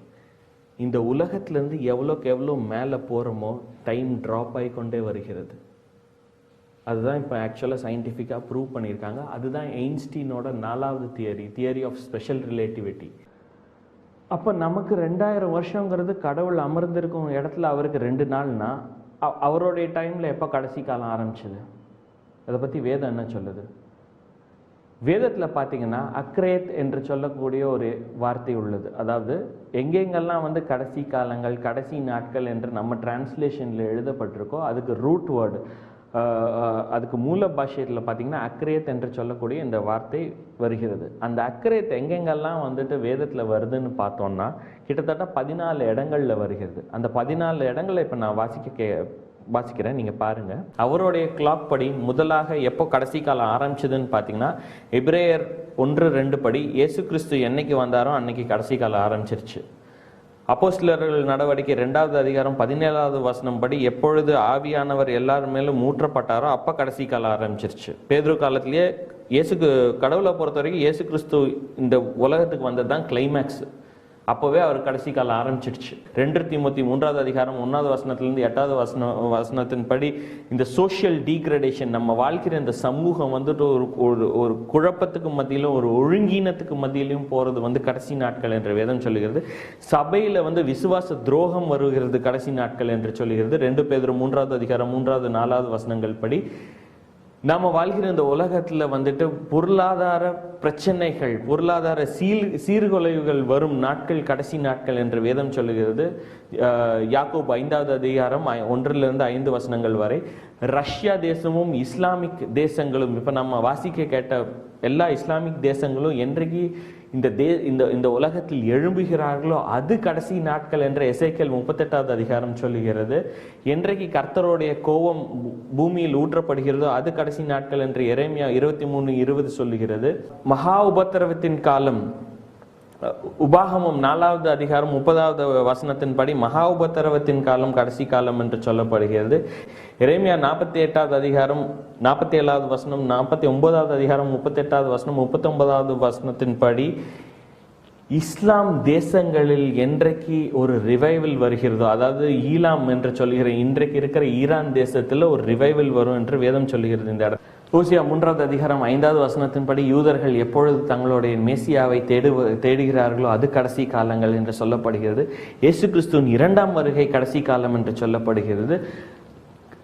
இயேசு கிறிஸ்து வருவதற்கு முன்பதாக 3ஆம் தேவாலயம் ஒன்று கட்டப்பட வேண்டும். அந்தி கிறிஸ்து வருவதற்காக அந்த தேவாலயம் கட்டப்படுகிற நாட்கள் கடைசி காலம் என்று வேதம் சொல்லுகிறது. இயேசு கிறிஸ்து வந்து தன்னுடைய ராஜ்யத்தை அமைத்து மறுபடியுமாய் ஒரு தேவாலயத்தை நிறுவுவார். அதுவும் கடைசி காலத்துடைய முடிவு என்று சொல்லப்படுகிறது. ஐசாயா 2வது அதிகாரம், மீகாய் 4வது அதிகாரம் 1வது வசனம். அதாவது இயேசு கிறிஸ்து இந்த பூமியில வந்ததிலிருந்து இயேசு கிறிஸ்து மறுபடியுமாய் வந்து தன்னுடைய ராஜ்யத்தை நிறுவும் வரை பைபிளை பொறுத்த வரைக்கும் கடைசி காலம் தான். ஸோ வேதத்தின் படி நம்ம பார்த்தோம்னா இயேசு கிறிஸ்து என்னைக்கு பூமிக்கு வந்தாரோ அன்னைக்கே கிளைமேக்ஸ் ஆரம்பிச்சிருச்சு.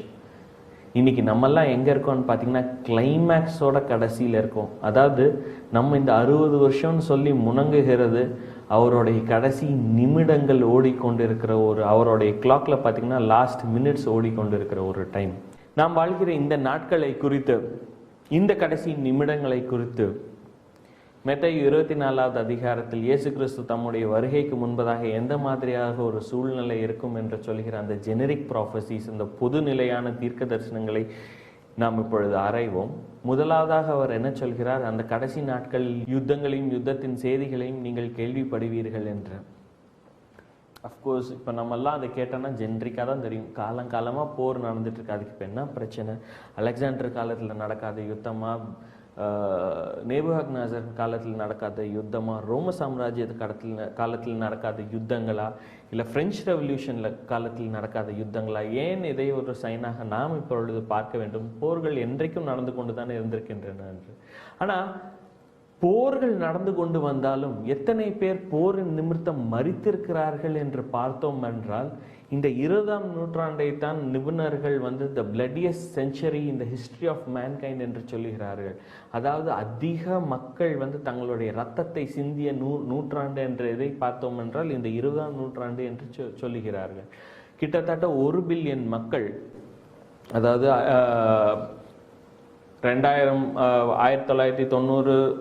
1995 வருடங்களின் கணக்கெடுப்பு படி பார்த்தீர்கள் என்றால் இந்த உலகத்தின் மொத்த ஜனத்தொகையே 6 billion, 5 billion to 6 billion population தான் இருந்தது.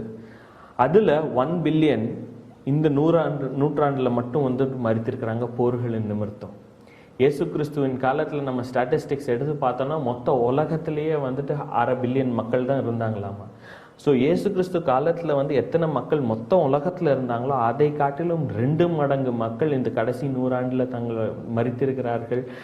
நம்ம எவ்வளோக்கு எவ்வளோ சயின்ஸில் அட்வான்ஸ்டாக இருக்குமோ அவ்வளோக்கு அவ்வளோ வெப்பன்ஸ் டெக்னாலஜி அட்வான்ஸ்டாக இருக்குது. அந்த வெப்பன்ஸ் டெக்னாலஜி அட்வான்ஸ் ஆக ஆக number of people dying in any battle, எந்த ஒரு போர் எடுத்திங்கனாலும் எவ்வளோ பேர் சாகிறாங்க அப்படிங்கிற எண்ணிக்கை ஜாஸ்தியாகி கொண்டு தான் போயிருக்கே தவிர அது கம்மியாகலை. இன்ஃபேக்ட் லாஸ்ட் செஞ்சுரி தான் ரொம்ப ஜாஸ்தியாக இருக்குது. நீங்கள் இப்போ ஸ்க்ரீனில் பார்க்குறபடி இந்த 20ஆவது நூற்றாண்டில் ஹிட்லர் 10 மில்லியன் மக்களை கொன்றான், ஸ்டாலின் 20 மில்லியன் மக்களை கொன்றான், மாவோ டீஸ்டங் சைனாவோட பிரதமர், கம்யூனிஸ்ட் பிரதமர் கிட்டத்தட்ட 70 மில்லியன் மக்களை கொன்றார்கள். 3 பேர் 1 பில்லியன் மக்களை கொண்டிருக்காங்க. வெறும் 3 பேர். இயேசு கிறிஸ்துவோட காலத்தோட 2 மடங்கு ஜாஸ்தியான மக்களை வெறும் 3 பேர் கொண்டிருக்காங்க. இது இல்லாமல் எத்தனையோ போர்கள் நடந்து கொண்டு இருக்கின்றன. இன்னைக்கும் ஸ்ரீலங்காவில் போர் நடக்குது, போஸ்னியாவில் போர் நடக்குது, செக்கஸ்லோவாக்கியில் போர் நடக்குது, செக் ரிப்பப்ளிக்கில் நடக்குது, ஆப்கானிஸ்தானில் நடக்குது, ஈராக்கில் நடக்குது, குவாட்டமிலாவில் நடக்குது, கொலம்பியாவில் நடக்குது. உலகத்தில் நீங்கள் எங்கே பார்த்தீங்கன்னாலும் சிறிய சிறிய போர்கள் நடக்கும். இது இல்லாமல் கல்ஃப் வார் போன்ற போர்கள், 1ஆம் உலக போர் போன்ற போர்கள் எத்தனையோ நிறைய நடந்திருக்கின்றன. இந்த 3 பேர் இல்லாம கிட்டத்தட்ட இன்னொரு 50 பில்லியன் மக்கள் தங்களுடைய உயிரை கொடுத்திருக்கிறார்கள். ஸோ எந்த நாட்களிலும் இல்லாத அளவு ஒரு போரின் விஷயங்களையும், எந்த நாட்களிலும் இல்லாத அளவு மனிதர்களின் மரணத்தையும் நாமே கண்டிருக்கிறோம். அடுத்த அடையாளம் பஞ்சம். இன்றைக்கு பஞ்சம் நம் மத்தியில் எப்படி இருக்கிறது? வேர்ல்ட் ஹெல்த் ஆர்கனைசேஷன் WHO ரிப்போர்ட்டின் படி இந்த உலகத்தோட 2 பில்லியன் பாப்புலேஷன் இன்றைக்கு ஒருவேளை உணவு கூட இல்லாமல் படுக்கைக்கு செல்கிறார்கள். அதாவது 25% ஆஃப் த எர்த்ஸ் பாப்புலேஷன், இந்த உலகத்தில் மொத்தம் வாழ்கிற மக்களோட 25% வந்துட்டு ஒருவேளை சாப்பாடுக்குள்ள கூட இல்லாமல் இருக்கிற ஒரு காலத்துக்குள்ள நம்ம வந்திருக்கோம். இந்த மாதிரியான ஒரு பஞ்சம் தலைவிரித்து ஆடிய காலம் ஹிஸ்ட்ரியிலேயே எதுவும் கிடையாது. நம்ம தான் இதுக்குள்ள வந்திருக்கிறோம். அதே மாதிரி இன்றைக்கு இந்த WHO ரிப்போர்ட் சொல்லுது, ஒவ்வொரு 4 வினாடிக்கும் ஒரு மனிதர் இறக்கிறாராம் பசியினால். அந்த மரிக்கும் அந்த மனிதர்கள்ல 75% யாருன்னு பார்த்தீங்கன்னா குழந்தைகளாமா. நம்ம இன்னைக்கு இருக்கிற ஒரு காலத்துல இருக்கிறோம், 3 வேளை சாப்பாடு இருந்துச்சுனாலே நம்மெல்லாம் பணக்காரங்க என்று சொல்லுகிற ஒரு காலத்துக்குள்ள நம்ம இருக்கிறோம். அதாவது உங்களுக்கு 3 வேளை சாப்பாடு வயிறு நிறைய சாப்பிட முடிஞ்சதுன்னா இந்த உலகத்துல இருக்க 30% பணக்காரங்கள்ல நீங்க ஒருத்தங்க. உங்ககிட்ட அந்த மாசம் முடிகிற போது ஒரு 5000 ரூபா கையில இருந்துச்சுன்னா இந்த உலகத்துல இருக்க 10% பணக்காரங்கள்ல நீங்க ஒருத்தங்க. உங்ககிட்ட ஒரு வீடு இருந்துச்சுன்னா, இல்லை ஒரு வீடோ ஒரு வாசலோ 1 லட்ச ரூபாய்க்கு மேல உங்ககிட்ட ஒரு 1 லட்ச ரூபாய்க்கு மேல ஒரு சேவிங்ஸ் ஏதோ ஒரு ஃபார்ம்ல இருந்துச்சுன்னா இந்த உலகத்தோட 5% பணக்காரங்கள்ல நீங்க ஒருத்தங்க. உங்களால 5 லட்ச ரூபாய்க்கு மேல புரட்ட முடிஞ்சதுன்னா இந்த உலகத்தோட 1% பாப்புலேஷன்ல நீங்க ஒருத்தங்க. அந்த மாதிரியான ஒரு பஞ்சத்துக்குள்ள இந்த உலகம் போய் கொண்டிருக்கிறது. இன்னைக்கு நம்மளாம் எவ்வளோ தேங்க்ஃபுல்லா இருக்கோம். Time for us to think about ourselves. எவ்வளோ நேரம் நம்ம ப்ரேயர்ஸ்ல நம்ம கடவுள்கிட்ட கேட்கறலாம், எது வேணும் அது வேணும் அது தாங்க இது தாங்கன்னு தானே. இன்னைக்கு உலகத்தை பார்த்து நம்ம எவ்வளோ பேர் நம்ம தேங்க்ஃபுல்லா இருந்திருக்கோம். 3 வேளை சாப்பாடு இருந்தால் நம்மலாம் பணக்காரங்கன்னு சொல்ற ஒரு நாட்களுக்குள்ள நம்ம வந்திருக்கோம். எத்தனையோ பேர் 3 வேளை சாப்பாடுக்குள்ள இல்லாமல் இருக்காங்க. நமக்கு கர்த்தர் நம்மளை எவ்வளோ நல்லா வச்சிருக்காரு. எவ்வளோ பேர் நம்ம நன்றியுள்ள இருதயங்களோட அதுக்கு நம்ம தேங்க்யூ சொல்லியிருக்கிறோம். ஏன்னா இந்த பஞ்சம் ஜாஸ்தி ஆகி கொண்டு தான் போகுது. ஒரு நாள் நம்மளுடைய வீட்டு கதவையும் தட்டும். ஒருவேளை நம்ம கடவுளுக்குள்ள நிக்கலைன்னா, நம்ம கடவுள் கூட போகலன்னா, ரகசிய வரையில் நம்ம வீட்டு கதவையும் தட்டும். இன்னைக்கு ஒருவேளை இதெல்லாம் பார்த்து நம்ம ரெடி ஆகாம, எனக்கு இன்னும் இது வேணும் அது வேணும் வீடு வேணும் கார் வேணும் செட்டில் ஆகணும் வேலை வேணும் ப்ரொமோஷன் வேணும்னு இதை மாத்திரம் நம்ம பார்த்து கேட்டுருந்தா, நம்மளை சுற்றி நடக்கிற உலகத்தில் யாரையுமே பார்க்காம நம்மளை மட்டும் நம்ம பார்த்து கேட்டுட்டு இருந்தோம்னா அதுக்கு ஒரு எண்டே கிடையாது. அதுக்கெல்லாம் இன்னைக்கு ஒருவேளை நம்மளை சுற்றி நடக்கிறது நமக்கு ஒரு ஐ ஓப்பனர். கடவுள் எத்தனையோ பேரை காட்டிலும் நம்மளை எவ்வளவோ நல்லா வச்சிருக்கிறார். அதுக்கு தேங்க்ஃபுல்லா இருந்து பழகுவோம். அதே மாதிரி பார்த்தீங்கன்னா 1 தீமோத்தி 6வது அதிகாரம் 6வது வசனம் எப்படியா சொல்றது, கண்டென்ட்மெண்ட் இருக்கிறது போதுங்கிற மனசு இருந்தாலே அது ஒரு பெரிய கெயின். ஆமா, இன்னைக்கு கிறிஸ்டியன்ஸ்க்கு நமக்கெல்லாம் என்ன ஒரு பிரச்சனைன்னு பார்த்தீங்கன்னா கண்டென்ட்மெண்ட் கிடையாது. எபிரேயர் 13வது அதிகாரம் 5வது வசனம் இப்படி சொல்லி, உள்ளது போதும் என்று மனதோடு கூட இருங்கள், அப்பொழுது நான் உங்களோடு கூட இருப்பேன், உங்களை விட்டு விலகுவதும் இல்லை உங்களை கைவிடுவதும் இல்லை. எத்தனை பேர் இருக்கிறது போதும் என்ற மனசோடு கூட நம்ம இருக்கிறோம்? ஏன்னா காலங்கள் கொடியவையாக இருக்கின்றன. அதே மாதிரி நிலநடுக்கங்கள், இன்னைக்கு இப்போ நீங்கள் ஸ்க்ரீனில் பார்க்குற மாதிரி நிலநடுக்கங்கள் பார்த்தீங்கன்னா இந்த கடைசி 100 ஆண்டுகளாக அந்த ஒவ்வொரு 10 ஆண்டுக்கும் ஒரு முறை அதிகரித்து கொண்டே வந்திருக்கிறது. கிட்டத்தட்ட 1900 1910 வரைக்கும் மொத்தம் 10 வருஷத்துலேயே ஒரு எர்த்குவைக் தான் வந்துச்சு. அதாவது இந்த எர்த்குவைக்கை நான் எந்த கணக்கில் காட்டியிருக்கேன்னு பார்த்தீங்கன்னா, ரெக்டர் ஸ்கேல் என்ற ஒரு கணக்கெடுப்பின்படி எர்த்குவைக்கு அழைப்பார்கள். அந்த ரெக்டர் ஸ்கேலில் எப்பெல்லாம் 6.5க்கு மேலே போகுதோ அதை கில்லர் எர்த்குவைக் என்று சொல்லுவார்கள். பொருளில் நாசங்கள் ஜாஸ்தியாக இருக்கும். அப்படி பார்த்தீங்கன்னா இப்போ நீங்கள் ஸ்க்ரீனில் பார்க்குறபடி நிறைய உயிர்களையும் நிறைய பொருள் சேதத்தையும் கொண்டு வந்த எர்த்குவைக்ஸோட நம்பர்ஸ் இவைகள்லாம் 1900 1910 வரைக்கும் ஒன்று தான் இருந்துச்சு. 1911 20ஆம் வருஷத்துக்குள்ள அந்த 10 வருஷத்தில் 3 ஆச்சு. 1921 to 30 2 இருந்துச்சு. 1931 to 40 5 வந்தது. 1941 to 50 4 வந்துச்சு. 1951 to 60 9, 1961 to 70 13 வந்துச்சு. 1971 to 80 56 ஆச்சு. 1981 to 90 79 ஆச்சு. 91 to 99 125 ஆச்சு. 2000 to 2010 கிட்டத்தட்ட 270 ஆச்சு. இன்னைக்கு வருஷத்துக்கு கிட்டத்தட்ட 30-40 வந்து கொண்டு இருக்கிறது.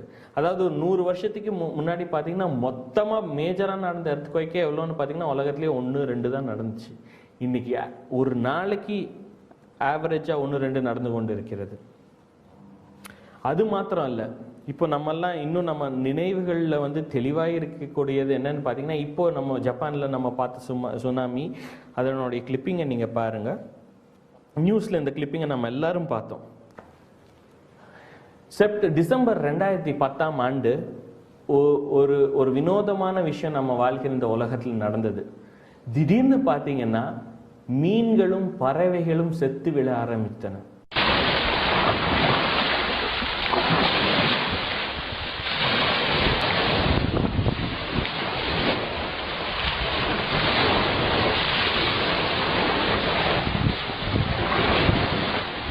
இப்போ நம்ம பார்த்தபடி இந்த டெத்ஸ் எல்லாம் எங்கே நடந்துச்சுன்னு பார்த்தீங்கன்னா, இப்போ நீங்கள் பார்க்குற மேப் வேர்ல்டில் நிறைய இடங்கள்ல நடந்துச்சு. அந்த ப்ளூ கலராக பாயிண்ட் பண்ணியிருக்கிற இடம் வேர்ல்டு ஃபுல்லாக அது நடந்துச்சு.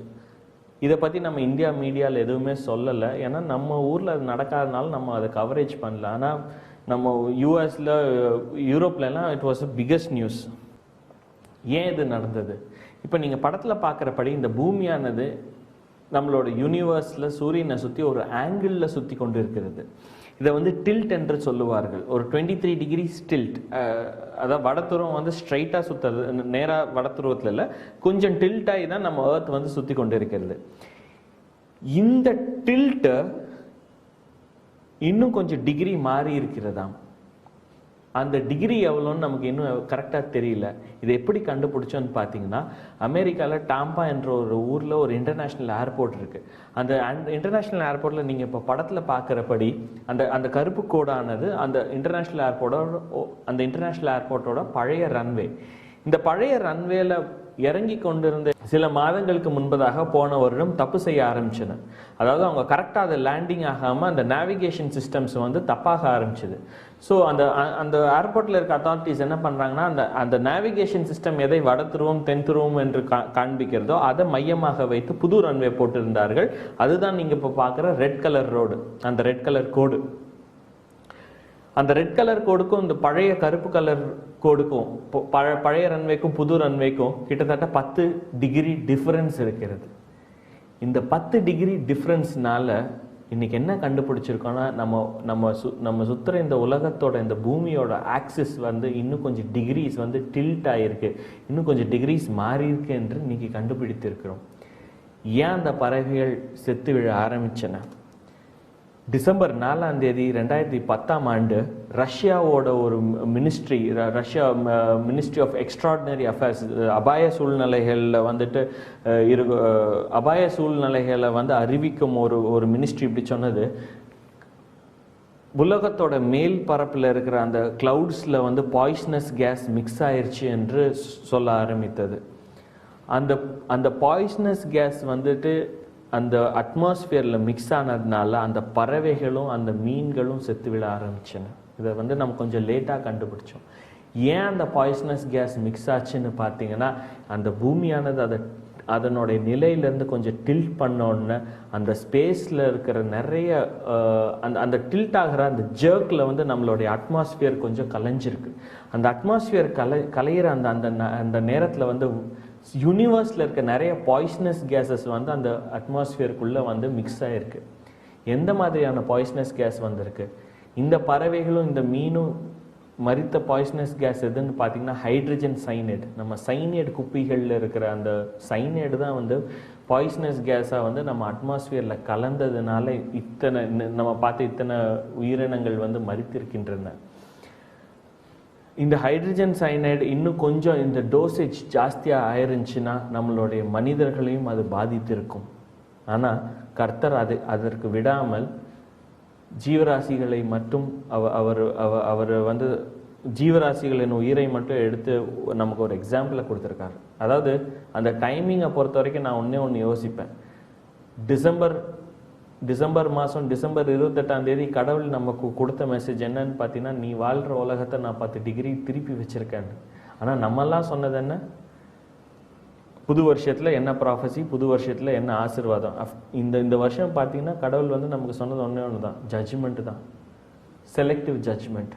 நான் என்னோட உலகத்தை மாற்றி வச்சிருக்கேன் என்று சொல்லக்கூடிய ஜட்ஜ்மெண்ட் வேதத்தில் இருக்கு. ஜெஃபானியா 1வது அதிகாரம் 3வது வசனம். நான் மனிதனையும் மிருகத்தையும் கன்சியூம் பண்ணுவேன், நான் பறவைகளையும் மீன்களையும் கன்சியூம் பண்ணுவேன் அப்படின்ற கடவுள் சொல்றார். மனிதனை மாத்திரம் விட்டு, மனிதனையும் பீஸ்டையும் மாத்திரம் விட்டு பாக்கி ரெண்டையும் வந்து அவர் ஒரு செலக்டிவ் ஜட்ஜ்மெண்ட்டை பண்ணி காமிச்சிருக்கிறாரு. ஐசாயா 13வது அதிகாரம் 13வது வசனம் எப்படியா சொல்லுது? I shake the heavens and the earth, நான் ஷேக் பண்ணி காட்டுவேன் என்று சொல்கிறது. இன்றைக்கும் நடந்து கொண்டிருக்கிறது. அதாவது நம்ம இன்னும் அந்த ரெவிலேஷன் சொல்ற மாதிரி ஒரு ஜட்ஜ்மெண்ட் பீரியடுக்குள்ள போக ஆரம்பிக்கல. ஆனால் நம்ம இன்னைக்கு எங்கே நிற்கிறோம்னு பார்த்தீங்கன்னா, அதுக்கு முன்பதாக செலக்டிவ் ஜட்ஜ்மெண்ட் என்று சொல்லக்கூடிய ஒரு பீரியடில் நம்ம இருக்கோம். எல்லாத்தோடைய சாம்பிளையும் நம்ம இப்போ பார்க்க ஆரம்பிச்சிருக்கிறோம். 100 வருஷங்களுக்கு முன்னாடி எல்லாம் பார்த்துருப்பாங்கன்னா சான்ஸே கிடையாது. நம்ம தான் ஃபர்ஸ்ட் ஜெனரேஷன் இதெல்லாம் பார்க்கறது. சரி, இப்போ நம்ம சுனாமிக்கு போவோம். ஏன் சுனாமி வந்துச்சு ஜப்பானில்? ஒன் ஆஃப் ஈவெண்ட்ஸா? அது தற்செயலாக நடந்த ஒரு ஈவெண்ட்டா? என்னை பொறுத்த வரைக்கும் கிடையாது. ஏன்னா எயின்ஸ்டீன் வந்து ஒரு தியரியை கண்டுபிடிச்சிருந்தாரு. அந்த எயின்ஸ்டீன் என்ன கண்டுபிடிச்சிருந்தாருன்னா, வேர்ல்டு எப்போ இப்போ இந்த மாதிரி போல் ஷிஃப்ட்டுக்குள்ளே போகுதோ, எர்த் எப்படி இந்த மாதிரி போல் ஷிஃப்ட்டுக்குள்ளே போகுதோ, அதுக்கு தொடர்ச்சியாக உலகம் முழுவதும் வந்துட்டு சுனாமியும் ஸ்ட்ராம்ஸும் எர்த் குவைக்ஸும் வரும் என்று அவர் ஏற்கனவே ஒரு சயின்டிஃபிக் தியரியை ப்ரெடிக்ட் பண்ணி சொல்லியிருந்தார். இன்னைக்கு ஜப்பானில் ஏன் அது வந்துச்சுன்னு பார்த்தீங்கன்னா, டிசம்பர் மாதம் நடந்த போல் ஷிஃப்ட் மையமாக வைத்து தான் வந்திருக்க வேண்டும் என்று இன்னைக்கு வந்து ஜீரோ இன் பண்ணலாம். அதே மாதிரி கடைசி 3 வருஷங்களோட எர்த் குவைக்ஸ் நம்மளால் ஞாபகம் வைக்க முடியும்னா, கிட்டத்தட்ட நிறைய கண்ட்ரிஸ் பெரிய பெரிய எர்த் குவைக்ஸ் இந்த லாஸ்ட் 3 இயர்ஸை பார்த்துருக்கு. இட்டாலி தேசம் பார்த்தது, ஈரான் தேசம் பார்த்தது, சைனா தேசம் பார்த்தது, பங்களாதேஷ் பார்த்தது, காஷ்மீர் பார்த்தது, ஹெய்ட்டி என்ற ஒரு தேசமே இல்லாமல் போச்சு. இப்போ ரீசெண்டாக கிரீஸில் நடந்துச்சு, ஸ்பெயினில் நடந்துச்சு. எத்தனையோ பெரிய பெரிய எர்த் குவைக்ஸ் நடந்து கொண்டு தான் இருக்கு. இதுக்கப்புறமாக இன்னொரு சைனும் கடவுள் சொல்றார், பெஸ்டிலியன்சஸ் என்று சொல்கிற ஒரு சைன். அதாவது புதிதாக நோய்கள் வரும் என்று. இந்த பாயிண்ட்டை நிறைய பேர் கவர் பண்ணியிருக்காங்க. நிறைய பேர் வந்து எய்ட்ஸோட பெர்ஸ்பெக்டிவ்ல இருந்து பேசியிருக்காங்க. எய்ட்ஸ் எங்கேருந்து வந்தது யாருக்கும் தெரியாது. கேன்சர்லேயே சில விதமான கேன்சர்ஸ்லாம் எங்கேருந்து வருது தெரியாது. இன்னைக்கு வந்து நிறைய பெண்கள் பாதிக்கப்படுற சர்விக்கல் கேன்சர் என்று சொல்லக்கூடிய ஒரு கேன்சர். இன்னைக்கு டாக்டர்ஸ் சொல்றாங்க 7ல் ஒரு பெண்ணின் மரணம் வந்து இதனுடைய பாதிப்பினால் வருகிறது என்று. 30 வருஷத்துக்கு முன்னாடி சர்விக்கல் கேன்சரை யாருமே கேட்டதில்லை. அது எங்கேருந்து வந்துச்சுன்னே தெரியாது. இன்னைக்கு நம்ம பார்க்குற எவ்வளோ பேர்ட் ஃப்ளூஸ், எத்தனையோ புதிதான நோய்கள். எவ்வளோக்கு எவ்வளோ நம்ம மருத்துவத்தில் அட்வான்ஸ்ட் ஆகிறோமோ அவ்வளோக்கு எவ்வளோ புதுசாக நோய்கள் வந்து கொண்டு தான் இருக்கிறது. இதெல்லாம் எதை காட்டுதுன்னு பார்த்தீங்கன்னா, இயேசு கிறிஸ்து இந்த 24வது அதிகாரத்தில் சொன்ன அந்த ஜென்ரிக் சயின்ஸோட எல்லாத்தையும் நம்ம இப்போ பார்த்துட்டு இருக்கோம். அது மாத்திரம் இல்லை, நம்ம ஜென்ரிக் சயின்ஸ்லேருந்து, அதாவது பொது தீர்க்க தரிசனங்கள், அந்த அட்மாஸ்பியர்லேருந்து, அந்த அட்மாஸ்பியரில் இருக்கிறோம். அதே காலத்தில் செலக்டிவ் ஜட்ஜ்மெண்ட்ஸையும் பார்க்க ஆரம்பிக்கிறோம். உலகம் 2012 அழிஞ்சு போயிடும் என்று நிறைய பேர் சொல்லி எதிர்பார்த்து கொண்டிருக்கிறாங்க. எதை மையமாக வச்சு எதிர்பார்த்து கொண்டு இருக்கிறாங்க? மாயன் கேலண்டரில் சொல்லப்பட்டிருக்கிறது போல உலகம் 2012 அழிஞ்சு போகும் என்று நிறைய பேர் காத்து கொண்டிருக்கிறார்கள். எதை மையமாக வைத்து காத்து கொண்டிருக்கிறார்கள்? அந்த கேலண்டர் வந்து ப்ரெடிக்ட் பண்ணுறது என்னன்னு பார்த்தீங்கன்னா, உலகம் வந்துட்டு நம்ம வாழ்கிற பூமியானது வந்து 40 டிகிரி வந்துட்டு டில்ட் ஆகும். 40 டிகிரி டில்ட் ஆகினா இந்த உலகமே வந்து அழிந்து போகும் என்ற ஒரு சூழ்நிலையை தான் அது வந்து ப்ரெடிக்ட் பண்ணது. அதை பேஸ் பண்ணி தான் 2012 என்ற படத்தை எடுத்தார்கள். வெறும் 40, நம்ம இன்னைக்கு இருக்கிற டிகிரியிலேருந்து வெறும் 40 டிகிரி டர்ன் ஆச்சுன்னா உலகம் அழிஞ்சிரும். இந்த வருஷம் எவ்வளோ ஆயிருக்கு? கிட்டத்தட்ட 5 டிகிரியோ 10 டிகிரியோ இந்த வருஷமே ஆயிருக்கும். ஸோ ஆப்வியஸாக நீங்கள் என்னை அடுத்த கொஸ்டின் கேட்கலாம், அப்போ 2012 உலகம் அழிஞ்சிருமா? என்னை பொறுத்த வரைக்கும், என்னோட ஸ்டடியை பொறுத்த வரைக்கும் இட்ஸ் நாட் தர். உலகம் அழியாது. மைட் பி ஜட்ஜ்மெண்ட்ஸ் வரலாம், இல்லை மைட் பி நம்ம ஏதாவது ஒரு டிசாஸ்டரை பார்க்கலாமே தவிர உலகம் அழிகிறதுக்கான சான்ஸே கிடையாது. ஏன்னா வேதம் வந்துட்டு சொல்லுது, தீர்க்க தரிசனங்கள் சொல்லுது, ஹிஸ்டாரிக்கலாக இன்னும் சில விஷயங்கள்லாம் நடக்கணும்னு. ஃபார் எக்ஸாம்பிள், நான் ஈஸியாக சொல்லணும்னா இப்படி சொல்லலாம், அந்தி கிறிஸ்து வந்து 7 வருஷம் ஆட்சி செய்யணும்னு நம்ம எல்லாத்துக்கும் தெரியும். இன்னைக்கு அந்தி கிறிஸ்து வந்தாலும் 7 வருஷம் இன்னும் உலகம் இருக்கும் மினிமம். நம்ம இன்னும் அந்தி கிறிஸ்துவையே பார்க்கல. ஸோ உலகம் இருக்குமா? கண்டிப்பாக இருக்கும். 2012 ஒன்றும் ஆகாது. ஆனால் நம்ம செலக்டிவ் ஜட்ஜ்மெண்ட்ஸை பார்க்குறோமா? கண்டிப்பாக செலக்டிவ் ஜட்ஜ்மெண்ட்ஸை பார்த்து கொண்டு இருக்கோம். இதுக்கு ஒப்பனையான இன்னொரு சைனும் என்னன்னு பார்த்தீங்கன்னா, நம்ம வாழ்கிற சமுதாயம் சீரழிந்து போய் கொண்டு இருக்கிற ஒரு சைனையும் வந்துட்டு மத்தேயுல அவர் சொல்லுகிறாரு. மத்தேயு 24வது அதிகாரம் 12வது வசனம் அந்த காலங்களில் வாழும் மக்களின் இருதயத்தை குறித்து சொல்கிறார். அவங்களோட இருதய நிலை எப்படி இருக்கும்? இன்னைக்கு நம்ம பார்த்தோம்னா அந்த அந்த மாதிரியான ஒரு கால சூழ்நிலையில் தான் நாம் இருக்கிறோம். இன்னொன்று, சோதம் கொமோராவோட பாவம் என்னவா இருந்தது? நீங்க இப்ப ஸ்கிரீன்ல பாக்குறது போல, இங்கிலீஷ் பைபிள்ல பாக்குறது போல, எசேக்கியேல் 16வது அதிகாரம் 49வது வசனம் இப்படியா சொல்லுகிறது, அவளுடைய பாவம் தன்னுடைய பெருமை, ப்ராஸ்பெரிட்டி, தன்னுடைய செழிப்பு, அபண்டன்ஸ் ஆஃப் ஐடில்னஸ், சோம்பேறித்தனம், இது மூணும் தான் சோதம் விழுகிறதுக்கு மிகப்பெரிய ஒரு அவங்களுடைய செக்ஷுவல் சின்ஸை தவிர இந்த சின்ஸும் அவங்கள கீழே கொண்டு போச்சு என்று வேதம் சொல்லுகிறது. இன்னைக்கு பார்த்தீங்கன்னா நம்ம வாழ்கிற காலத்தில் எதுக்கெல்லாம் நம்ம ஏங்குறோம்னு பார்த்தீங்கன்னா இதுதான். ப்ராஸ்பெரிட்டிக்கு ஏங்கிட்டு இருக்கிறோம், ப்ரைடு. நம்மெல்லாம், அதாவது நம்மளை பொறுத்த வரைக்கும் நம்ம தான் இந்த உலகத்தில் வாழ்ந்ததுலேயே பயங்கரம் படித்த அட்வான்ஸ்டு ஒரு ஹியூமன் ரேஸ், ஒரு ஹியூமன் ஜென்ரேஷன். நம்ம தான் நிறைய டெக்னாலஜி ப்ராடக்ட்ஸை கண்டுபிடிச்சிருக்கோம், நம்மளை மாதிரி யாரும் இல்லைங்கிற ஒரு பெருமை. அதே காலத்தில் அதே பாவத்தில் தான் இன்றைக்கி நம்மளும் இருக்கிறோம். அதே மாதிரி 2 தீமோத்தி 3வது அதிகாரம் 1வது வசனத்துலேருந்து 5வது வசனம் சொல்லுவதை போல் அந்த மக்களுக்கான தீமோத்தி இந்த கடைசி காலங்களில் வாழுகிற மக்களுக்கு என்னென்னலாம் குணநலங்கள் இருக்கும், அந்த மக்கள் அழிந்து போவதற்கு என்று சொல்லுகிற அத்தனை குணநலங்களும் யாருக்கிட்ட இருக்கு? நம்ம கிட்ட இருக்கு, நம்ம ஜென்ரேஷன் கிட்ட இருக்கு. இதோடு கூட நின்னா பரவாயில்ல. ஆனால் ரோமர்கள் 1வது அதிகாரம் 27வது வசனம் 28வது வசனம் சொல்லுவது படி ஓரின சேர்க்கை எப்போ ஃபேமஸ் ஆச்சுன்னு பார்த்தீங்கன்னா இப்போ நம்ம வாழ்கிற இந்த நாட்களில் தான் ஃபேமஸ் ஆச்சு. இன்னைக்கு நம்ம சொசைட்டியை பொறுத்த வரைக்கும் இல்லை, நமக்கு ஒரு ஆணு மனம் முடித்து கொள்வது, ஒரு பெண்ணும் மனம் முடித்து கொள்வது என்பது ஒரு சாதாரண நியூஸ் ஆயிடுச்சு. நான் வளர்கிற காலத்தில் இந்த ஓரின சேர்க்கையை நான் கேள்விப்பட்டதில்லை. 20 வருஷத்துக்கு முன்னாடி நான்லாம் கேள்வியே பட்டதில்லை. முதல் கேள்விப்பட்டது என்னமோ 5-6 வருஷத்துக்கு முன்னாடி தான் mass gay groups, gay parades, at least in India. யூஎஸ்லாம் எக்ஸ்போஸ் ஆயிருக்காங்களோ என்னமோ, இந்தியாவிலலாம் நம்மலாம் இப்போ தான் கேள்விப்பட்டோம். ஆனால் இன்னைக்கு பெங்களூர்லேயும் சென்னையிலையும் கே பரேட்ஸ் நடக்குது. இன்னைக்கு நம்மளுடைய மினிஸ்டர்ஸ் கே மேரேஜ், ஓரின சேர்க்கையை லீகலைஸ் பண்ணலாமா வேண்டாமான்னு டிபேட் பண்ணிட்டு இருக்கிறாங்க. எங்கிருந்து வந்தது இது? அமெரிக்காக்கே ஒரு 30-40 இயர்ஸ்க்கு முன்னாடி வந்தது, அங்கேயோட நின்னது. இன்னைக்கு வேர்ல்டு ஃபுல்லாக அது ஸ்பில் ஆகி வந்துட்டு இருக்கு. நம்மளுடைய ஜென்ரேஷன், நம்மளுடைய கல்ச்சர்லாம் இதுக்கு எக்ஸ்போஸ் ஆகிட்டு இருக்கு. ஏன்? நான் இப்போ அந்திகிறிஸ்து ஓரின சேர்க்கையா இருப்பானா இல்லையா, நான் அந்த டிபேட்குள்ளே போகல. ஆனால் one of the way of interpreting, அவன் பெண்களின் ஸ்நேகத்தை விரும்பாதவனாய் இருப்பான் என்று சொல்லக்கூடிய அந்த வசனத்தோட இன்டர்பிரட்டேஷன், ஈவன் அதனுடைய பேஸ் ஹீப்ரூ லாங்குவேஜில் கூட அப்படிதான் இருக்கு. he will not give women their pleasure or the pleasantness to the women அப்படின்ற சொல்கிற ஒரு மீனிங்கில் இருக்கிறது. அதெல்லாம் வச்சு பார்த்தோன்னா இன்னைக்கு நம்ம வாழ்க்கையின் அந்த சமுதாயம் எதுக்கு தயாராகி கொண்டு இருக்குன்னு பார்த்தீங்கன்னா, அவர்களுடைய பிரபுவான அந்தி கிறிஸ்து வரவேற்பதற்கு அந்த சமூகம் தயாராகி கொண்டிருக்கிறது. இன்னைக்கு இந்த ஹோமோசெக்சுவல்ஸ், இந்த கே குரூப்ஸ் இல்லாமல் எந்த ஒரு பிரசிடென்ட், எந்த ஒரு பிரைம் மினிஸ்டரும் பவருக்கு வர முடியறது இல்லை. அவங்களுடைய ஓட் பேங்க் பெரிய ஓட் பேங்காக இருக்கு. இன்னைக்கு they make and break policies. கவர்மெண்ட்ஸில் எவ்வளோ பேர் இருக்கிறாங்க இந்த மாதிரி கே குரூப்ஸ்க்கு எக்ஸ்போஸ் ஆனவங்க, எத்தனையோ பேர் சர்ச் லீடர்ஸ், ரிலீஜியஸ் லீடர்ஸ், எத்தனையோ பேர் இந்த மாதிரி கே குரூப்ஸில் இருக்காங்க. அவங்கெல்லாம் பண்ணுறது தான் பாலிசி, அவங்களாம் நமக்கு சொல்லிக் கொடுக்கறது தான் ஸ்பிரிச்சுவலிசம்.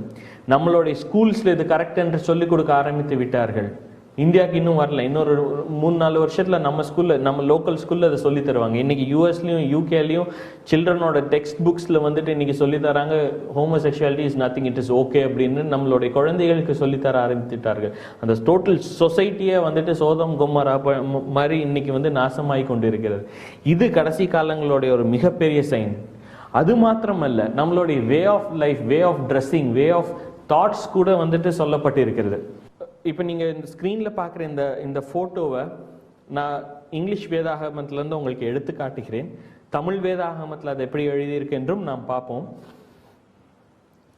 இன்னைக்கு நம்மெல்லாம் பார்க்குற ஒரு சாதாரண ஒரு சீன் நம்மளோட சொசைட்டியில் என்னன்னு பார்த்தீங்கன்னா, நம்ம பசங்க காது குத்தி கொள்ளுவது, அதாவது நம்மளுடைய பசங்க நிறைய முடி வளர்த்தி கொள்வது, பெண்ணை போல, அதாவது தோளுக்கு கீழே முடி வளர்த்தி கொள்வது, இல்லை இந்த மாதிரி காது குத்தி கொள்வது எல்லாம் நார்மல்.